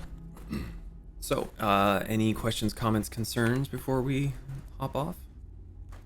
No. Dungeon Master, I say this with all clarity and respect. What the fuck is that? What the fuck is what? What that monster? What the fuck is that? You might find out. His name is Kyle. Oh, I'm gonna go looking. Kyle. It's a Kyle. Start with that. Ah, does it drink white monsters? I don't know, Mitchell, does it? He? Punch holes in drywall. It could punch holes in That flesh wall. tracks. Oh, you know what? Could be. He's got white on him. Ooh, But I can tell you this. You're not going to find him in any book. good. But you can find him in our lovely Discord. Wait, where? What? You Nowhere. can find I'm just Kyle plugging in our Discord. Oh, just there's a Kyle in the Discord. I'm just saying join our Discord. You know who you are, Kyle. We know who you are. Well, thank you all so much for joining us on this particular session of creepy horror squelchy noises and kind of making Issa have the heebie-jeebies that I kind of wanted, but not quite to that extent. Like, I wanted to be kind of gross. I didn't really want to like trigger anything, and I'm sorry if I did. You're fine. I don't talk about the trypophobia often. You know what? Here's the best thing. You get to take your anger out on it now. So I'm helping. We will be back. We will be back in 2 weeks to start off with combat to see how these guys end up attacking this nest, and maybe we'll have a TPK. Who knows? Maybe we'll start campaign 3 in a few weeks. I don't know. Yeah. Come on. Come on. I'm just saying maybe. All right. I'm not gonna let any of them die. We'll see. Anyway, good night, everyone. Have a great weekend, a great week. We will see you the next time we go live or the next time that this gets uploaded. We hope you enjoyed. We'll see you next time. Good night, everybody. Goodbye, everybody. Thanks for listening to the Fools and Flagons podcast. If you enjoyed this past adventure of the Tales of Archeron, you can catch us live on Fridays at twitch.tv/Fools and Flagons.